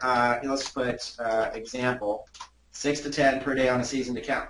I might not start out with 10 per day. I might not start a new account and just be like 10 posts per day, but I might go like 6 to 10 per day on a seasoned account. That might be something I do. Now again, choose your own frequency. There is no right or wrong number. What I do like looking at is the big accounts. I do like going in and researching like a lot of the big accounts in here and using tools like Instamate to do the research for that and seeing what post frequency they use. Okay? So see what post frequency some of the big accounts use. Okay? Even if they're in other languages, stuff like that, you might not even understand the language, you could still kind of come in here and you could still kind of start to see, and there's tools that will help you do this, but you could still kind of start to see how often they're posting, and this person's not even posting often at all, right? So there's an idea that you could do that's different. Now, it all depends on the strategy you're doing. Let's go back to like Kim Garst and let's look at hers. Okay, so let's look at Kim's 45 minutes ago, 5 hours ago, 9 hours ago, 21 hours ago. So right there's like 4 in a day, 23, really 5 in the last 24 hours. Okay, so there's like 5 in the last 24 hours. So you're seeing like a pretty good consistency of like probably 5 to 7 per day right there, just on this one user. And you'll also notice the number of posts will be an indicator as to how frequently that person posts. So there is room to do it, but you just need to make sure you have. Now you'll also notice she's doing branded posts, so she probably has somebody watermarking quotes for her. She probably has somebody putting together quote pictures, watermarking them, and posting them. So she's probably also limited to her frequency on how often these things are able to be created. She probably doesn't have 1,000 of them just sitting there.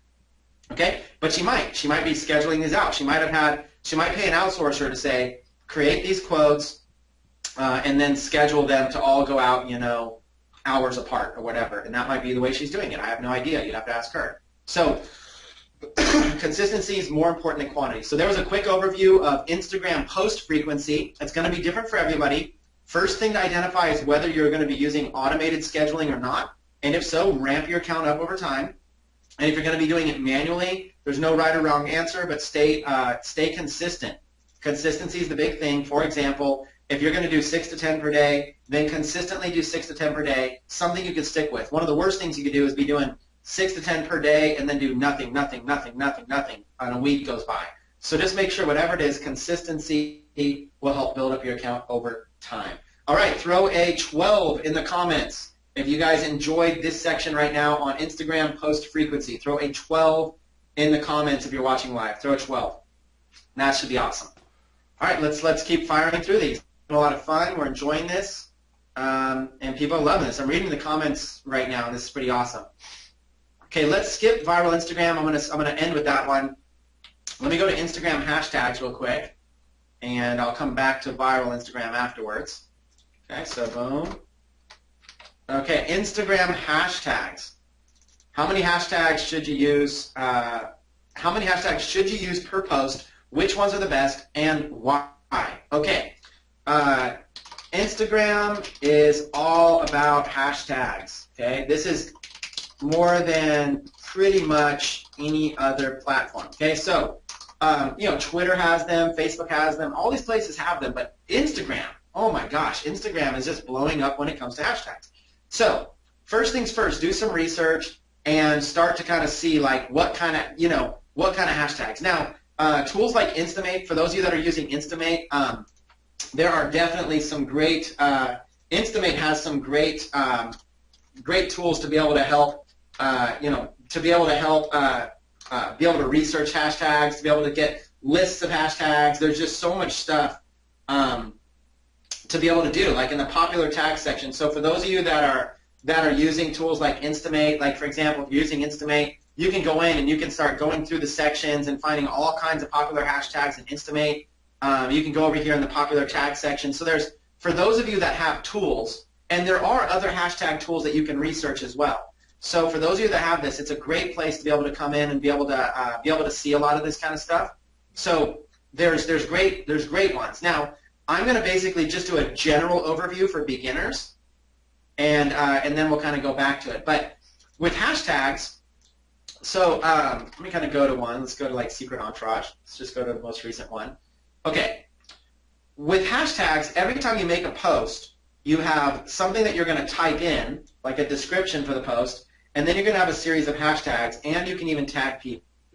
Okay, but hashtags is basically this hashtag symbol and then a word. Now, there are big hashtags, which are the big ones, and then there's more of the, mid-size hashtags, and then there's small hashtags. Okay, like an example. So let's say big hashtags, mid-size, and there, mid-size hashtags. Small hashtags. Okay, so the big ones can get you a lot of engagement, but they fade quickly because of competition. So like for instance, example, big hashtag example would be something like success. Okay, so if I use the hashtag success, sure, it can be seen, if I use the hashtag success, yeah, I'm sure it could be this hashtag, it's got 12 million posts on it. So sure, it would be awesome if I could be a top post or even a recent post in the hashtag success. That would be great, okay?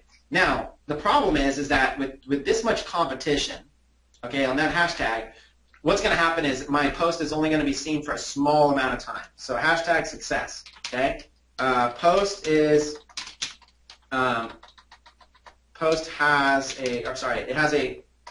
so lots of competition means high visibility for a short time, okay? That's kind of the big hashtag example. Now, mid-size hashtags, which are like basically the ones that aren't as popular, mid-size hashtag example, let me just grab one real quick for you. So mid-tag, so you could basically come on here, you could kind of see what the mid-tag hashtags are, but an example might be like, instead of like success or whatever, it might be like another one, like success quotes, okay? So instead of 12 million, it has 202,000. Okay, now I'm starting to get a little bit more mid-size, okay? Now that one's actually still big. In the hundreds of thousands, it's still big, don't get me wrong, okay? But that's like, you might be like, hashtag, hashtag success, like you look at these like success, SO, success story. Okay, that would be a good one as like a mid-size one. Success story. So that kind of a mid-time example might be success story. Okay, so slightly less competition. Less competition means slightly less visibility, but but circulates, the post will circulate for a longer time because there are less posts overall. So in this example, so in this one, you're going to get higher visibility with those hashtags, but there's so much competition you might not get seen. Whereas if you use these mid-size hashtags, you're sacrificing some of the amount, you're sacrificing some of the quantity of people that might see it, but you're actually getting, you have the ability for it to circulate for a lot longer. Okay. Smaller hashtag example would be something like,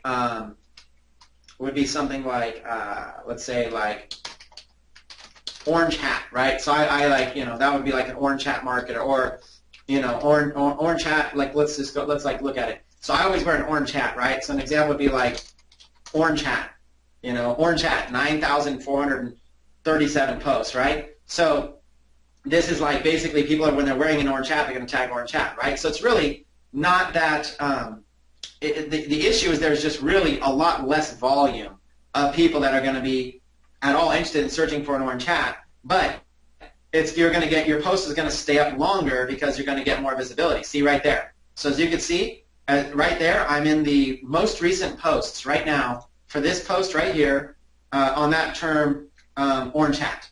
So see that, Chris Record, orange hat, on that term right there, I'm in the most recent post. So that's an example of how right there, right in front of you in real time, I hadn't even searched that before, I'm in the recent orange hat post, because it's easy to be able to stay up there and not get knocked down because it's a low volume keyword. So orange hats, this would be like low volume hashtag, which is less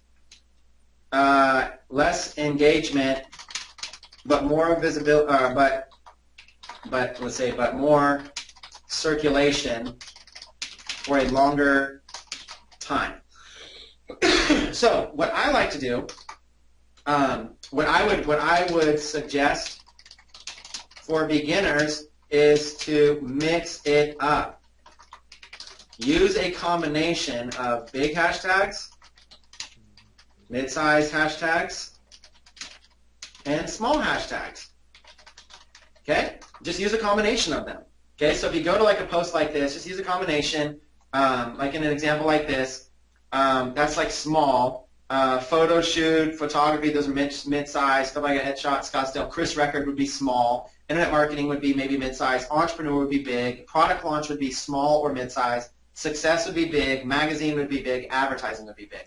So you can start to see these, like product launch, 22,942. So you can start to see those. So you see it's got 22,000, so it's even hard to see. But a lot of these people are putting product launch stuff, and you see I don't even show up as a recent post there, even though this one is on there. Success is huge, 12 million. So you can start to basically see what to do. Like in this case, magazine, 5 million right there. Scottsdale, Arizona, 772,000. So you start to kind of see what people are doing, and entrepreneur is going to be a big one, 6 or 7 million. You can start to see all of this kind of stuff. So photo shoot, 23 million. So yeah, you'll get some likes, but it won't be much. It'll be short-lived. So that's kind of the idea. Now, in terms of hashtags, let's talk a little bit of details of hashtag details. Okay, so let's talk a little bit about the details. Okay, so you have hashtag details. First of all, hashtags are the power of Instagram engagement. So you need to harness this power. Okay, you need to. Hashtags are vital. Okay, you have up to 30 hashtags per post, but focus on more relevant and real ones. Okay, now, is there a magic number? Well, I did a lot of researching to see what's the magic. Should you do 0? Should you do 30? Should you do what? Guess what? The best number I could find is this. 11. 11 hashtags is right around the magic number. Don't be exact, but get close. Okay, so stick around 11 hashtags if you can. Now, of course, there is no right or wrong answer. You're gonna reverse engineer and see what other people are doing. But for a beginner, if you want a starting point, make an effort to have 11 hashtags on each post that you make. Okay, 11 hashtags. You can put some additional ones in the comments if you think of some after the fact. But 11 hashtags seems to be seems to be the number, right? So again, you're going to focus on hashtags that are super popular, the ones that are the top ones, right? And then moderately popular, and then less popular. Okay?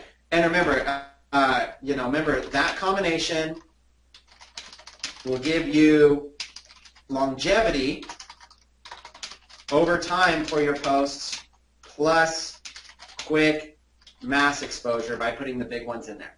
Okay? So hashtags, you can literally do a search. In the Facebook group, we'll do a lot more on hashtag marketing. But look at how much I just did. I just wanted to show you a lot of this. And again, start seeing what other people are using for hashtags. Use software and tools to be able to find some. But there you go. So put a 15, right? 15 in the comments if you just enjoyed that section on hashtag marketing. If that helped clarify some things for you, if you enjoyed that, throw a 15 right now in the comments. Throw a 15. I'm checking out these comments right now, reading through everybody's. Pretty cool stuff, you guys. Pretty cool stuff. I'm loving it. Awesome. Awesome, awesome, awesome. Okay, let's keep going then. Let's keep going. Let's keep going. Okay, remember I skipped viral Instagram tips, so we're going to come back to that. Let's do call to action, and then let's end with just basically giving you ideas on how to improve your profile. Okay? So let's start right here. Call to action, posts on Instagram, and then we'll go from there. Okay, so call to action posts. So what you want to do on Instagram is you can't, every time that you have a post, okay, you can't necessarily put a call to action on it. Okay, so an example is if we start looking at people's posts, okay, Kim Kardashian, well, she's probably not trying to sell something. Let's go back to Kim Gars. If you look at these posts, you have this right here, okay, which is going to be your description, and then you can also have hashtags, right? When you tell the truth, you don't have to remember anything, right? So you can start to kind of see. You can scroll through, and you can start to see. Now, on a quick little shortcut, when you're scrolling through, if you're on your desktop, you can use the right and the left arrows for efficiency. So watch, I'm just clicking a right arrow right now. I'm not even clicking a mouse, just a right arrow. So you can really quickly and effectively scroll through a lot on your desktop by just clicking the right arrow. So, but you'll notice you have the ability right here to be able to write something, but you don't have the ability to be able to post a link. And so because of that, because you don't have the ability to be able to post a link, you have the ability to write something, you have the ability to put hashtags, but no clickable link. There's no way for somebody to click a link. So if you want to add a call to action to your posts, you have to encourage people to click your profile to get something. So if you want to use your posts to be able to drive a call to action, you have to be able to tell people, hey, something like click the link in my bio to get this free report, whatever it is, 21 ways to do whatever it is, right? So on your bio, you come up with some sort of free report, something like that. I'll show you how to build a 7-figure online business at whatever it is that you're wanting to brand.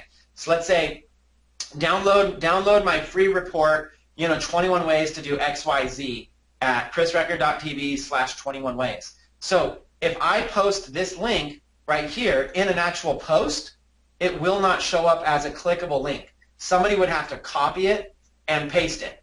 And while that might seem easy right now, I can copy and paste this on my desktop, 99% of people are going to be viewing Instagram from their phone, from their mobile phone. So since they're viewing from their mobile phone, they're not going to easily be able to copy and paste a link. What they're going to be able to do is they're going to be able to click your profile. They're going to be 2 clicks away.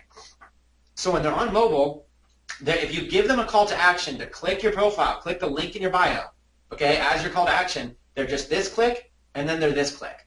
So they're 2 taps away with their finger to be able to get to like a lead capture page. So since somebody is 2 clicks away, you have to be able to use your posts. In your posts, you want to be able to drive people, if you can, to be able to take a call to action. So on these ones right here, this is just an old profile, Chris Record, that I've had for years and I haven't done anything with. So you're not seeing a lot of examples of this. But an example would be that I would basically be coming in here and, here, I'll show you. Like an example would be that I would come in here, I'd post, if I was using Instimate, I'd come in here and I'd post on it, I'd drag and drop a file there. Maybe I'll do that really quick. Let me see, I'll just see if I have a picture handy that I could just drag and drop a real quick one. But that's what I would do. I'd basically just come in and drag and drop a quick image. Let me see real quick. I'm just looking to see if I have any images. Maybe I have one. Yeah, let's just grab one in there. I don't know. Drag and drop one. Okay, there's just an image, just so we see it as an example. I'm not going to post this, but an example was, here is a recent. Let me make this bigger for you guys to see it. Here is a recent photo from my photo shoot in Scottsdale, Arizona. This is for a huge product launch coming in July. Okay, so I might have whatever it is, right? Now, after that, what I would want to do is I'd want to try to put a call to action if I could, something like that.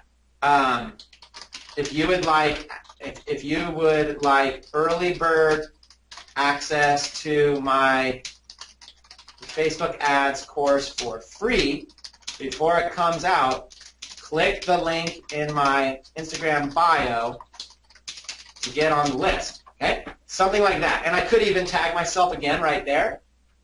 By tagging myself again right there, I could basically have it so that the link is clickable. I could even do something like that, a little arrow. So basically what's happening is I'm not able to put a clickable link. I can't, if I put like this right here, that won't be clickable. Somebody would have to highlight. That'll just show up as text.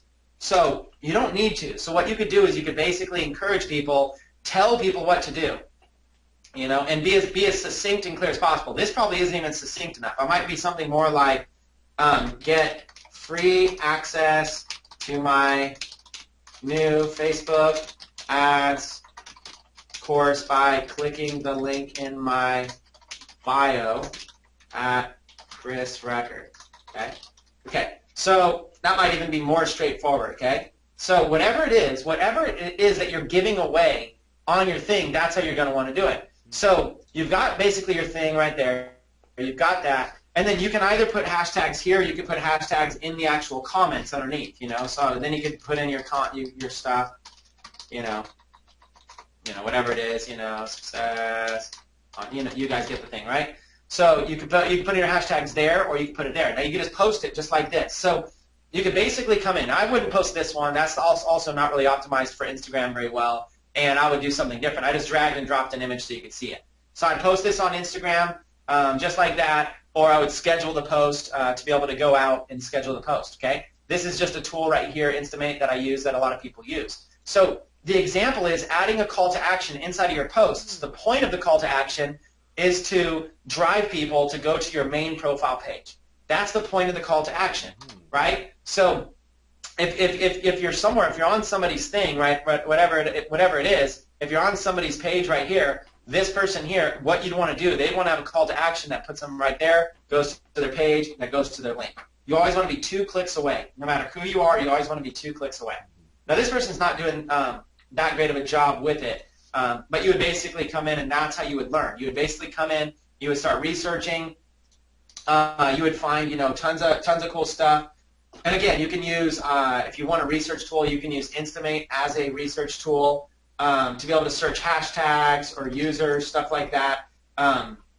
There's lots of stuff that you could do. So I'm showing you how to do it manually, but you could always just go in and use, if you have Instamate, you could go in and do like Instagram Finder, and you could basically type in like a word like success and get a lot of different things, get a lot of tools. That's why tools are great, and be able to show you all the hashtag volume. I'm trying to show people how to do it with or without the tool. If you're wondering why this whole thing isn't about Instamate, I want people to be able to see multiple ways to be able to do this, either using software tools or doing it manually to be able to find the things that you're looking for. So this kind of gives you an example of all of these different things, long tail, short tail, popularity, all of this kind of stuff. It's all in here, all part of Instamate for those of you that have it. So that was a quick little overview. Let me do the recap notes. So call to action post on Instagram. Okay, links in your individual Instagram posts are not clickable.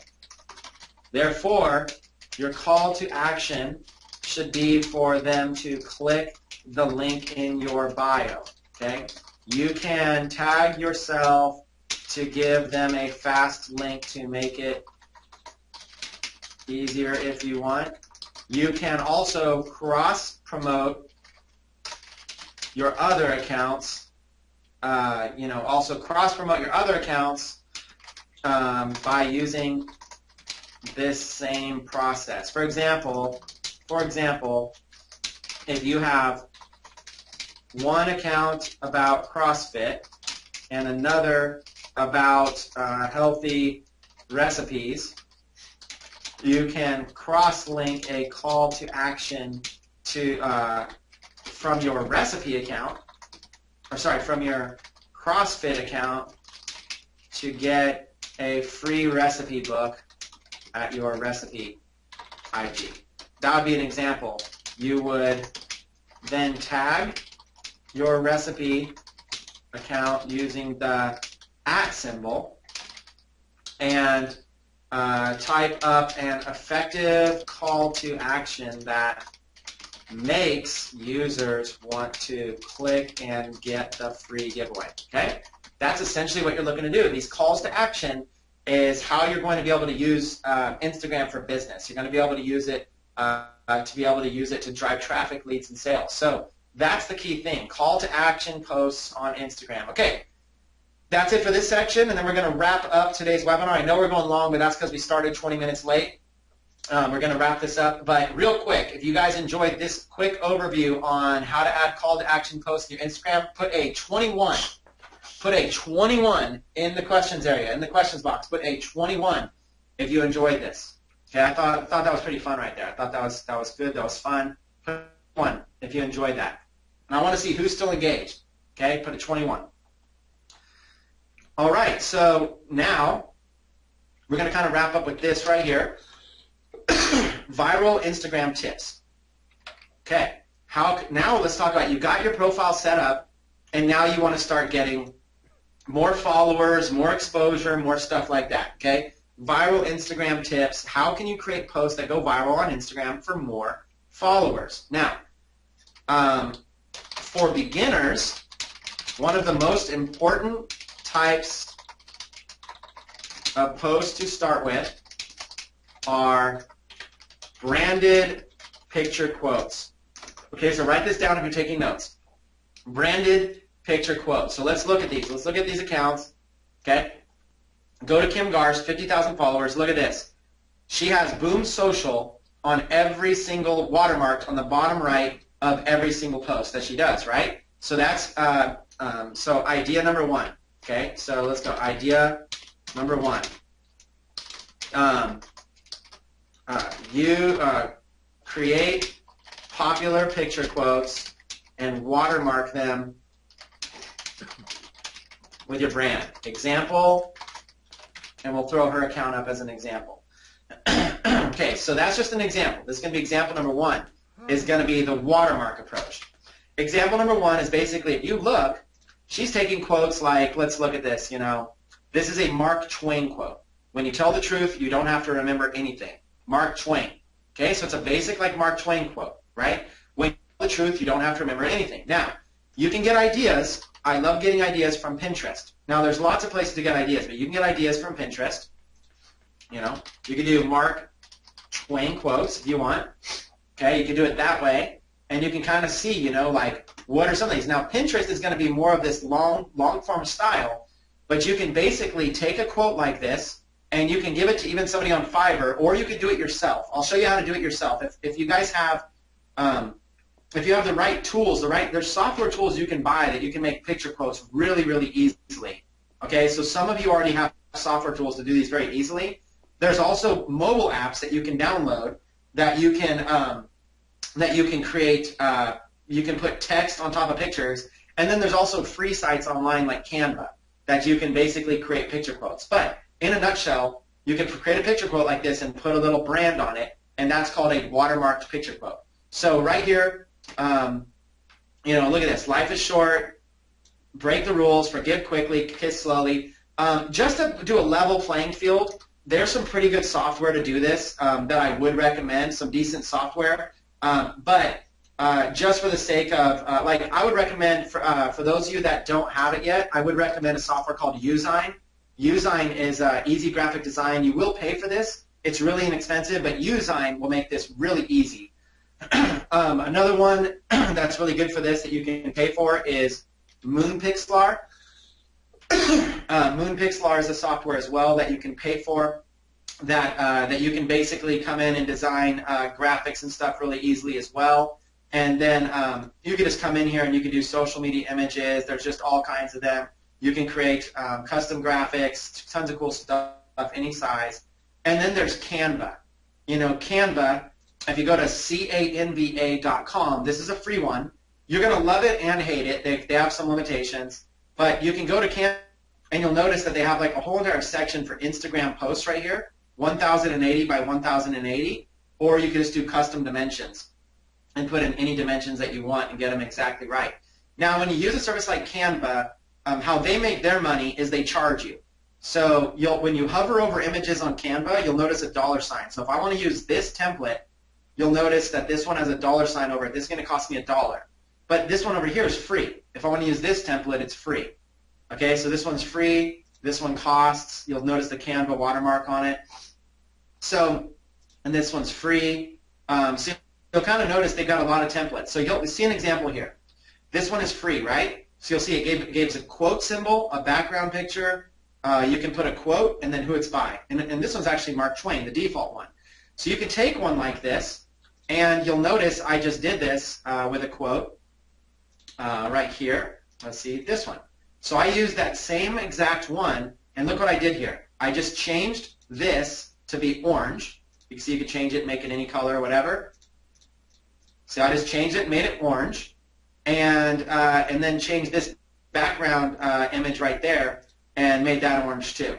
That's it. And then the rest. Put in the quote here and type it out. Now, if this quote was shorter or something like that, then the quote that you're typing in, then what you would do is you'd have it a little bit shorter. What you do is you kind of put it down here in the middle, and then you just drag and drop that, and then you just drag and drop this. Or, sorry, not the image. I don't want to drag and drop that. You drag and drop that. You drag and drop this background like this, and it would look like that. So you can kind of drag and drop things around.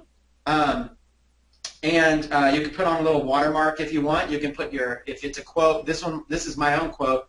You can use your own picture quotes and stuff like that. You can put a watermark if you want, or you can put your Instagram profile. So it could be something as simple as it could be something like this. Let's do. Let me give you an example with this one. Let's make this one a little bit bigger, and let's do follow at Chris Record on Instagram, or follow at Chris Record on Instagram. So I could do something like that, like follow at Chris Record on Instagram, and kind of make it more like that, right there. And could do something like that, and then could actually have like anytime you want to copy something, you can just click on this, and you can basically go in and just copy it. So now I got a second one that I can work with, a copy of it. So I can make this second one here. I can maybe make this to like, let's say it was a Mark Twain quote. Mark Twain. So what I could do is I could do something like this. Watch, you'll see. Let's make this a little bit smaller. Let's make this, let's say 30. There it is. So now watch, I'll do this. Boom. That's a Mark Twain quote. Let's just say it was a Mark Twain quote. It clearly was my own quote. And then let's get rid of this one here. Trash that, let's say. And let's do this. Let's make this one a little bit bigger. I wonder if that'll all fit on one. No, it doesn't really fit on one. So maybe make it like this and like that. Follow at Chris Record on Instagram. Boom. Okay. Now I'll kind of come in here and I'll center it. And there we go. Now I've got that centered. Now I'll make this one a little bit better to kind of get right around it. And make it like this. And I'm basically showing you an example just like that. So there's a picture quote, follow at Chris Record on Instagram. So like that, there's a picture quote, and I've got my own stamp right there, branding if I want. And of course, I got rid of my little laptop lifestyle guy, but I could do something like that. And I could even maybe make this a little bit bigger. For more success picture quotes, could do something like that. For more success picture quotes, follow Chris Record on Instagram, and then I could even make this one like a little bit more, make it like a little bit bigger, something like that. Boom. So for more success picture quotes, follow Chris Record on at Chris Record on Instagram, and now I've got this quote. Now I can come in here and I've got a template that I can do. I can duplicate this and maybe make the quote by somebody else, whatever, Shakespeare, whoever this next quote is, and then maybe this one I could do yellow, and maybe on that one I could do yellow and make it a little bit differently. And then even in the background, if I wanted, I could trash that background, and I could put in another background if I want. I could come in and I can basically choose a background color. I could choose, whatever. You choose one of these. I could choose any one of these, all that are free. Or I can basically go and get a background from somewhere. So there's also a way to be able to get backgrounds, find backgrounds. Now, depending on your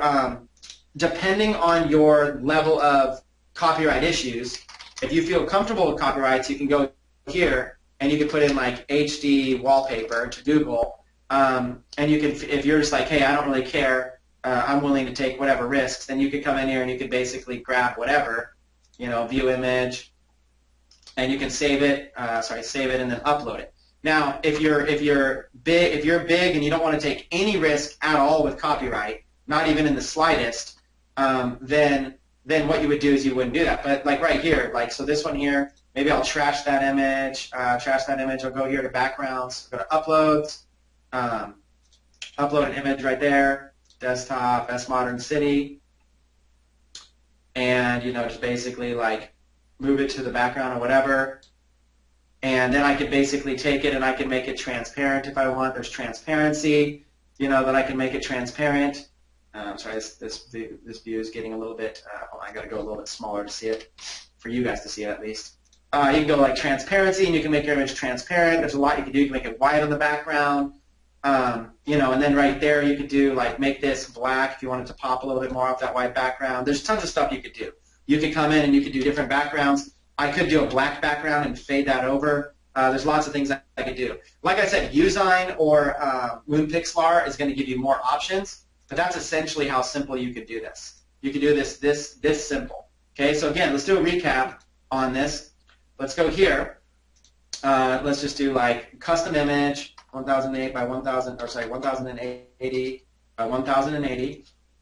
Here's a quick recap. Design. And all you have to do is basically throw a background up, background, watch how simple this is. Let's throw this background up, and then text. And you can choose from any of these free texts right here, and you can make something big and bold if you want. So you can basically just grab text, put it in here, make it big and bold, and then you can basically put, you can put whatever it is that you want to put in terms of text there. So you can, if you wanted something short like this, where it's just a big bold word, 21, whatever, 21, created, or 21 ways to get 5,000 in 5 days, okay? 21 ways to get 5,000 in 5 days, just like that. And then I might even do a clone of this. If I wanted, I can basically just go and do a clone, copy it, or I could do another quote in here. I could do another one of these and erase that one, and I got that same font right there. 21 ways to get 5,000 a day. Click. Download the free report. Okay, something like that. Download the free report, and basically just make it like that. Same thing. Make it like that. Boom. And there you go. I've got it. Now, and this right here, so there's just an example, 21 ways to get 5,000 in 5 days, download the free report, and then of course I want that to pop a little more, I can make it like that, and of course I could change the background around all I want. If I didn't like that background, I can make it to something else if I needed to, or I could drop a picture back there. There's just an example. So you go over here to text, let's clone this, you go over here, let's delete these, and you have all these text options. So you can basically find stuff that's pretty cool, You could do stuff like that, or you could do, just mess around and see what things look like. There's different font styles. There's this kind of stuff. There's ways that you can basically make big, massive picture quotes. You can do, you can put in anything that's free in here. You can kind of put in something that you think is cool, like this one. You can maybe make it just a super big, right there. You can make it a super big custom quote on anything you want. Whatever it is, you can make all your own graphics. You just change the words in here. Okay. So you can kind of think of really cool stuff that your audience would like. You could also do full colored stuff right here. You can just duplicate that. Let's get rid of that. You can do full colored stuff. There's all kinds of cool stuff you can do. You can choose. You can use all these. Look at all these are free. A lot of these things are free. So you could really have some fun and take quotes. So what I do is I go to Pinterest, find quotes that you like this one right here, let's say, life is short, break the rules, da-da-da-da-da, and you could come and you could use Usign, Moonpixlar, or even Canva to be able to create like a quote like that. It's just pretty simple. And all you have to do is, again, you go here and you basically can choose the Instagram one, and you just basically come in here and start designing. So this is how you can come in here and you can make a lot of your own picture quotes. Okay, see how simple this is? Boom, boom. There you go. Life is short, break the rules, forgive quickly, da-da-da-da-da. Move that to the beginning. I'm just showing you how fast and how simple this is. Okay, right there, right there, and right there. Okay, there you go. That's how simple it is. So if you wanted, you could make this bigger font, and then maybe you could take more full advantage of the page. You know, just like this. Oops, sorry. Like this and like this. Oh, really? Cool. See? And you can basically make it even bigger. You can make it so it's very visible in the newsfeed. So now, just like this, you have your ability to be able to do your own quotes, and then you figure out, how do you want to watermark this? Do you want to, and anytime you want, you can just add your own images. You can upload, you can add your own images. Let's say I wanted to brand my conference or whatever, create, capture, convert. You know, just like that, I could brand my conference. Let's say I wanted to brand Instamate. There's Instamate's branding right there. You can just upload any images you want.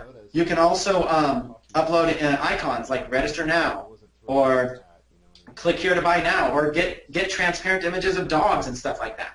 There's a lot that you can do.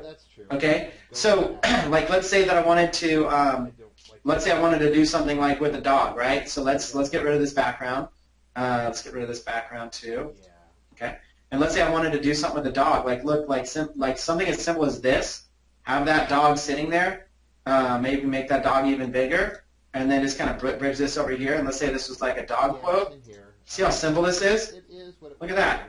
And just like that, I've got, you know, this could be like a quote about dogs, whatever. There's a dog. Okay, it's very, very simple for you to be able to figure out how to be able to come in here and start branding yourself. You know, whatever it is, you could create all your own branding and make these all your own colors. So this right here is how you're going to be able to create your branding quotes. You can add a call to action on them. Let's look at a few more examples. So Kim does it with watermarking. That's example number one. Let's look at Secret Entourage. Okay, Secret Entourage right here does watermarking and a combination of a call to action. Right there, Secret Entourage. See what they're doing? They're putting up quotes, picture quotes just like this. They're putting their domain and watermark. Right. So idea number two. Number two is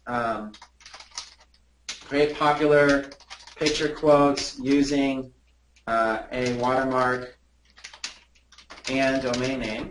Okay, example, and then let's choose this. Let's just do this example right here. Secret Entourage. Action Tech I have. Yeah. Okay. Idea number three. Create popular picture quotes and mention your Instagram handle underneath them. Okay. This is very simple to do.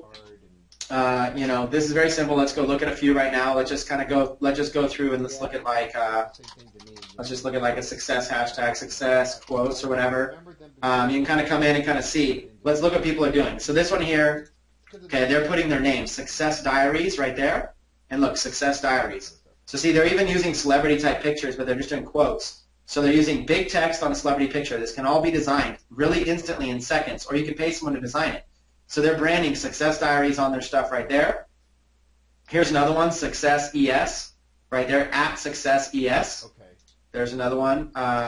This one right here, Royal Ambassador, Royal.Ambassador. They're branding their Instagram profile. See what they're doing? They're doing the same thing, taking a popular photo, squeezing in the text, and making it big and visible. This one right here, The Success Club. They're branding themselves, the.success.club. So you kind of get in. This one has nothing. Like this one right here, Instagram handle, at Hapsters, underneath. So if somebody likes something, like this one, okay? Hustle branding. They're putting their logo, they're putting a quote, and they're putting their at symbol right here. Hustle branding, right? So this gives you an example, 18,200. So now you've got an example. And what I would do is I would make a category on my Instagram. If you remember the bookmarks manager from one of our early episodes, one of our earlier ones, I'd add a folder. and I'll call it success quotes.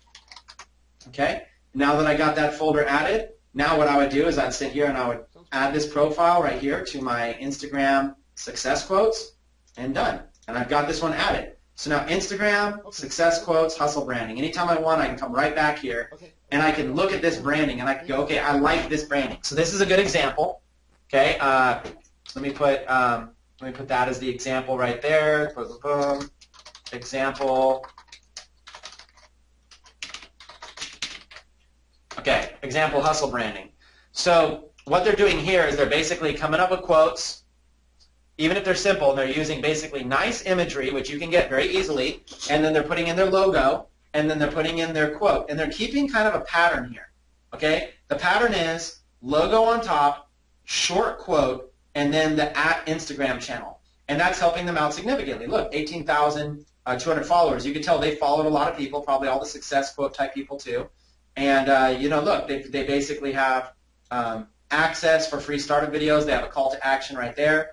And you can kind of start scrolling through and basically learning a lot about this, right? So you can kind of see what what hashtags they're using. You can start to learn. Remember, just click that right arrow, right arrow, right arrow. See this? Right arrow.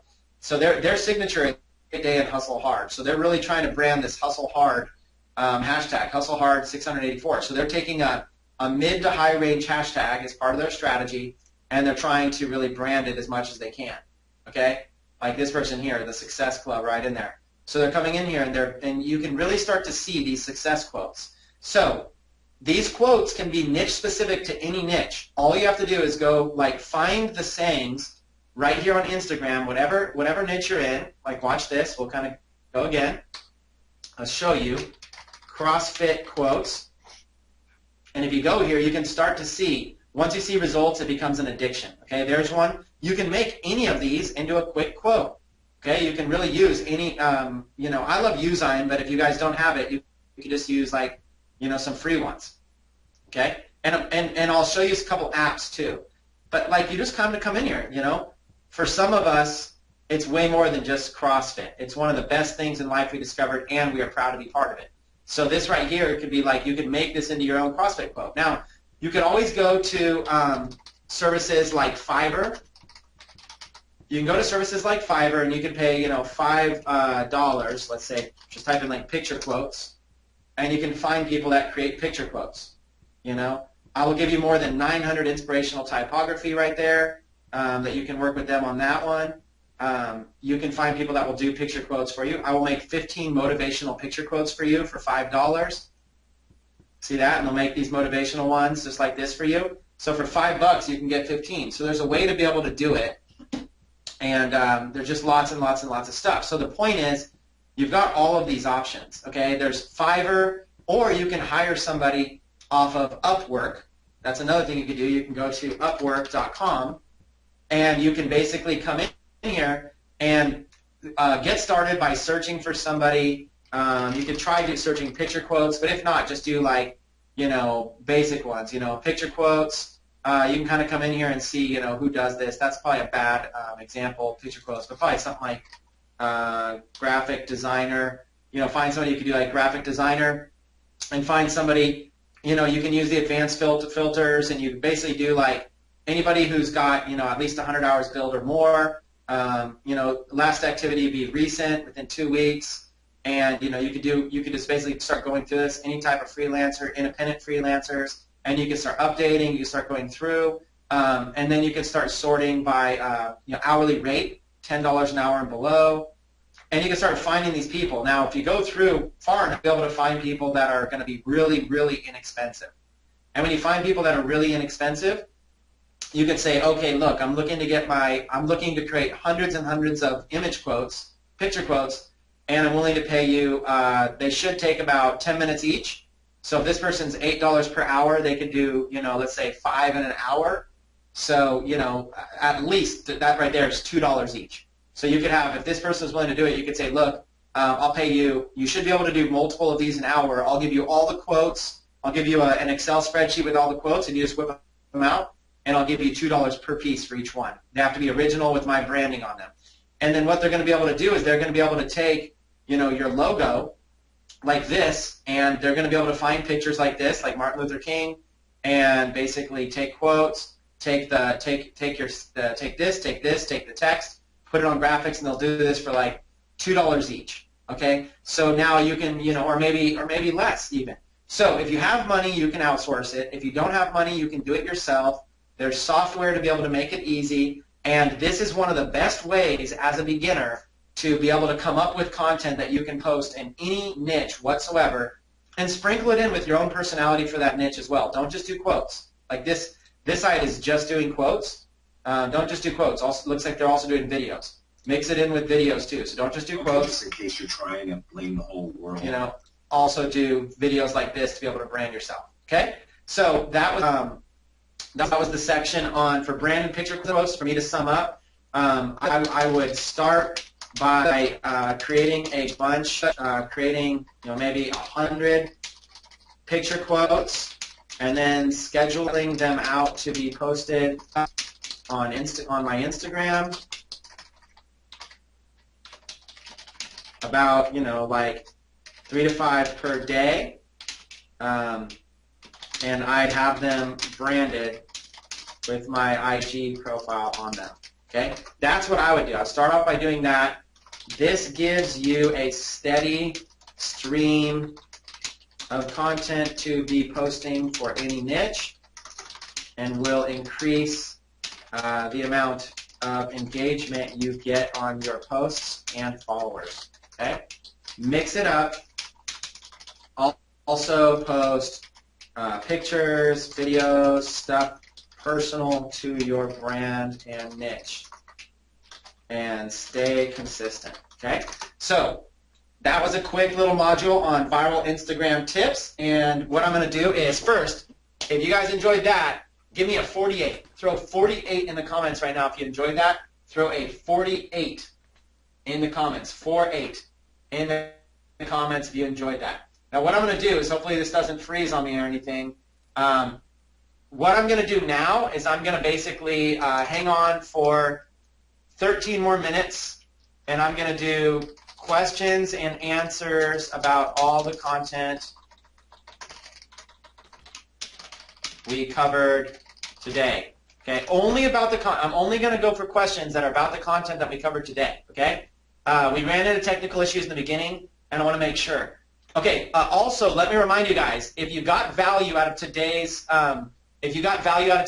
presentation, this is how I thrive. If you guys love when I do training like this, with no pitch, no nothing, if you love what I do training on, do me a favor. Go to the Instamate VIP group. Take the time and write a thoughtful testimonial here for other Instamate users, and just tell people, here's what I want you to do. If your time was well invested today, I want you to tell people why you love this community. Why do you love Instamate? The training, the software, the community support, and tell them why you loved. And if the feedback is something for me, feel free to tag me or tag Luke.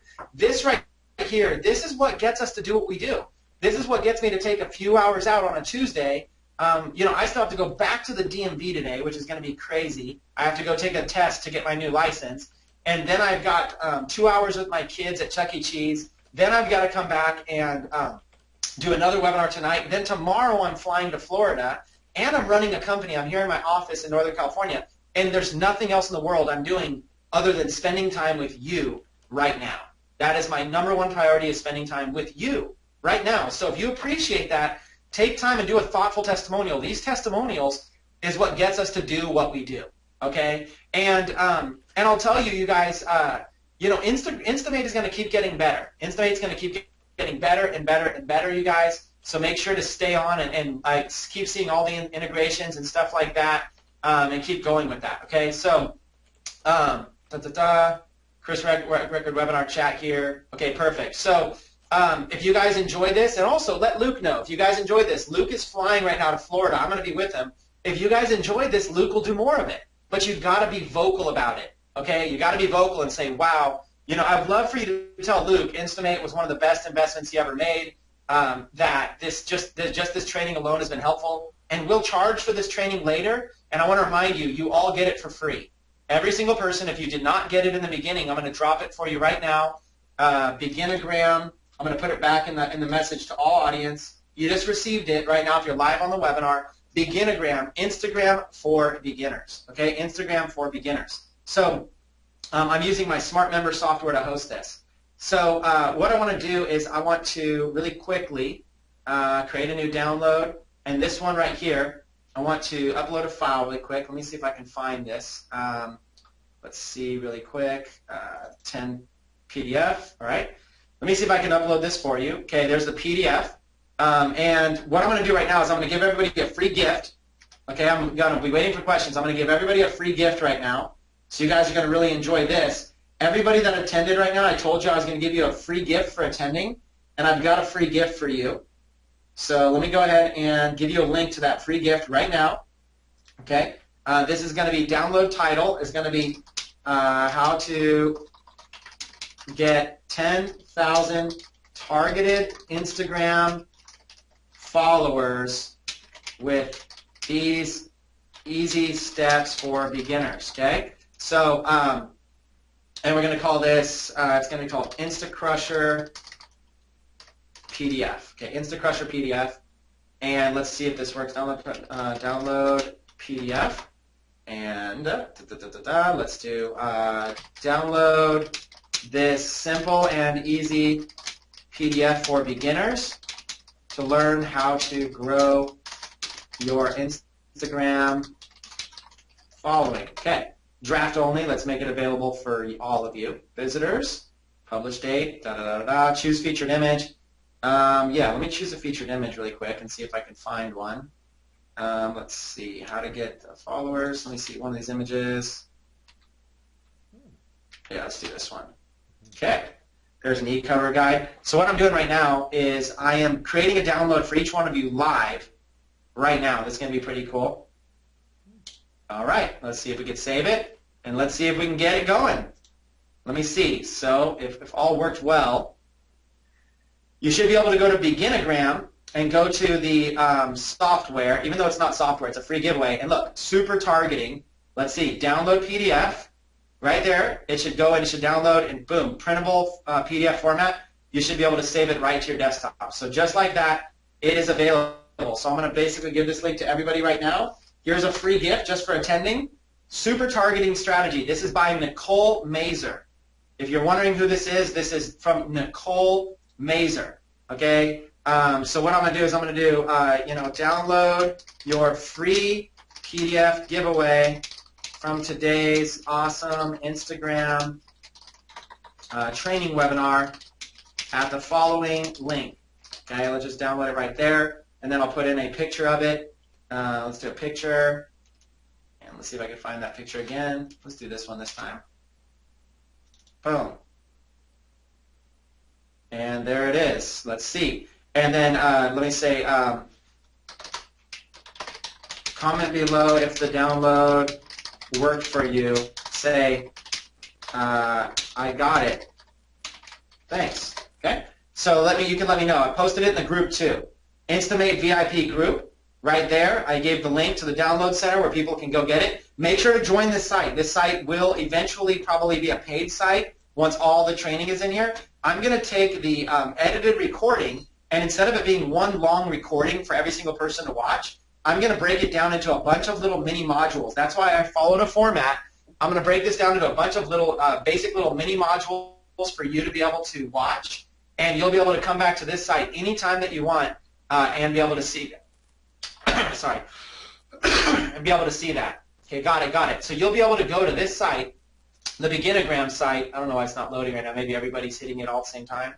Should just load really quick. I don't know. We'll give it a second. Let me see. Beginogram download center. Come on. What are you doing? Why are you going slow? Maybe just because everybody's flooding it right now. So we still have close to 1,000 people on right now, so let me spend a few more minutes and do questions and answers. So again, leave comments in the Instamate group. Let's fire this group up. Listen, you guys are a community. It's up to you to make this group amazing. You can't rely on Instamate corporate. You can't rely on Instamate support. You've got to make this amazing. So what I want you to do is come in here and create energy to fire people up and just tell them how much you love this group. This is a family. Help each other out with your Instagram questions. I will get my team to load this up for you soon, whenever the site loads. I'll get my team to load. There, it's loading fast now. And each one of these profiles right here will have the recording in it. Okay, so you'll be able to come in here and really easily watch this. I'll load up more. I'll find more software for you. You guys, this is the beginning of something great. And I'll see if I can do another webinar for Beginogram at some time in the near future. So what I'm going to do is I'm going to flip through last-minute questions that you might have, and I'm going to see if I can rapid fire. I've only got till the top of the hour, then I got to go to DMV. So let's take some rapid-fire questions. Ready, set, go.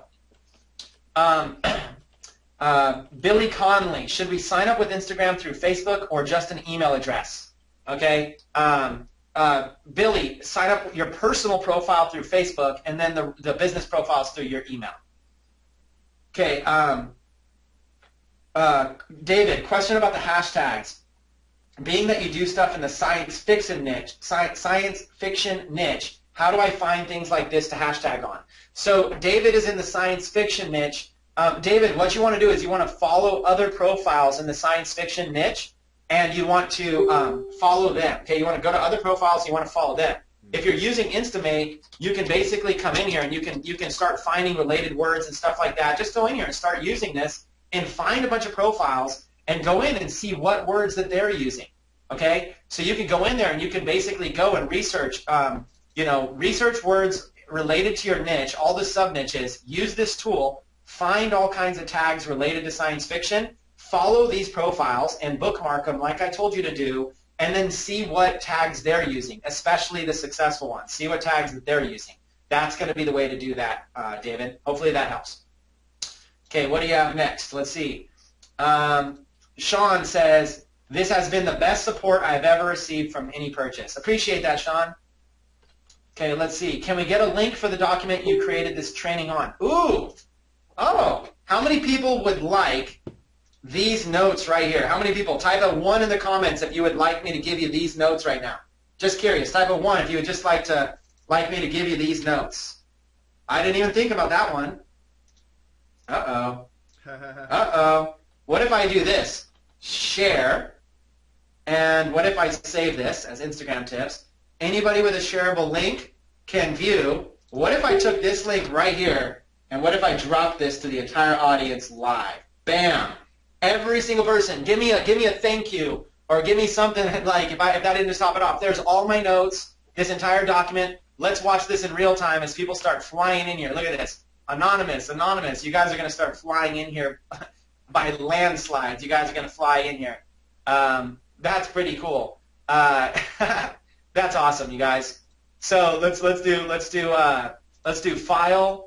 Let's do. Let me do this. Let me watch this. I'm going to do something in real time for you guys. Okay, in real time, right in front of you. Watch what I'm going to do in these last few minutes.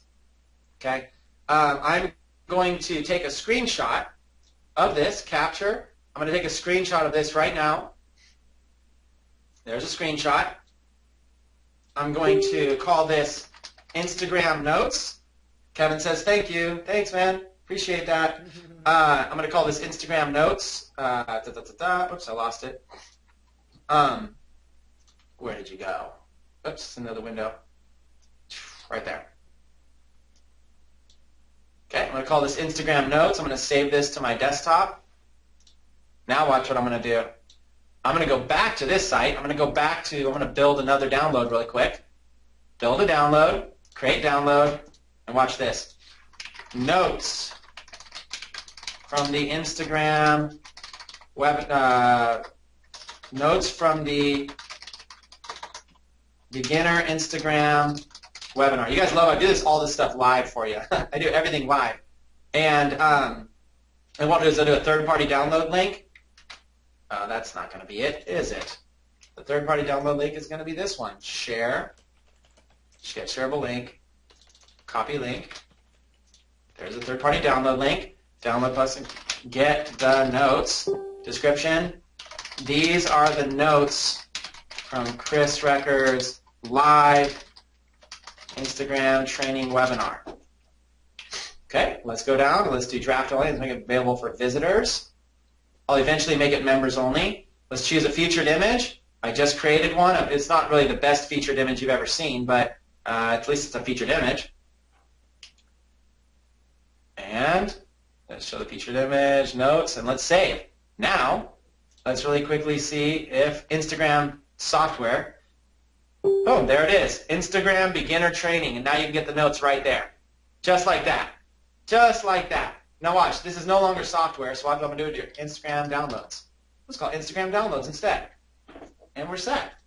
Now we got Instagram downloads. Check that out, just like that. How to get 10,000 targeted Instagram followers, notes, stuff like that. So boom, we're just loving it. So let me take a little picture of this really quick. Capture. I'm just looking you guys up. Let's see. Copy Instagram notes to, and let's go. Let's paste this. Let me paste this for everybody so people can have fun in the Facebook group. Do you want notes from today's Instagram training? Direct link. Download the entire notes from today's training for your own review. Enjoy. Okay, and let's paste that link. And then let's do that picture. There we go. I'm just hooking you guys up. I wish I could hook you up with more. I'm willing to just kind of keep going. Just keep hooking you up with everything I can. Boom. Now there's the notes from today's training. So now you get all of it. Okay? So pretty cool, huh? You guys are crazy in the comments right now. There's so many. DMV's waiting for me. I know it's 3:01. I have like the appointment thing I have to go do. Rhonda says, what am I using to set all this up? I'm using my own software called SmartMember. I'm just scrambling through these questions. Where do you get the downloads? On beginagram.smartmember.com.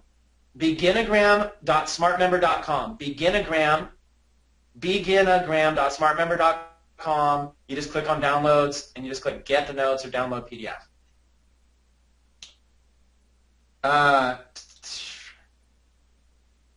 Candy says, most of the time you pay and get disappointed. This is more value than the amount I paid and then some. You guys are awesome. You guys, the way to do it is to leave testimonials in the group. Is Beginagram, Adrian says, is Beginagram hours. Beginagram is my basic beginner Instagram training since I'm going to be going on this journey with you. I'm going to be teaching things along the way. I'm going to charge for this as a basic course once it's built out, but you guys get it for free. Just as a gift. Just as a gift. So, hey, hopefully you guys enjoyed this, okay? If you guys enjoyed this, I'm going to go to the DMV. I'm going to have my phone on me, and I'd love to get caught up on the discussion in Instimate.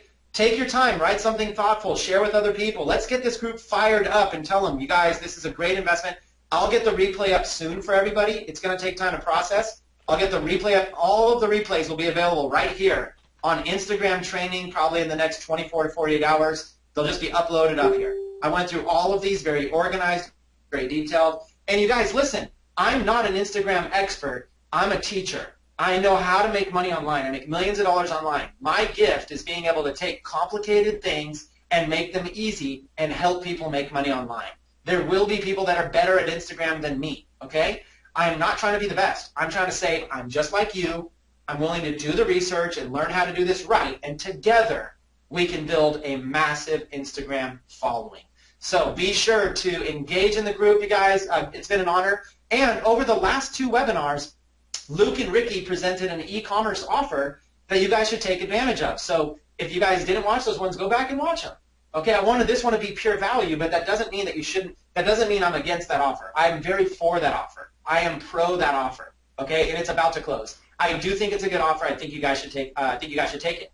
But I wanted to make sure, no matter what, you guys got a solid training today. Hopefully you enjoyed this. I look forward to seeing you on future webinars. And when I send out emails about Instagram, make sure that you guys open them.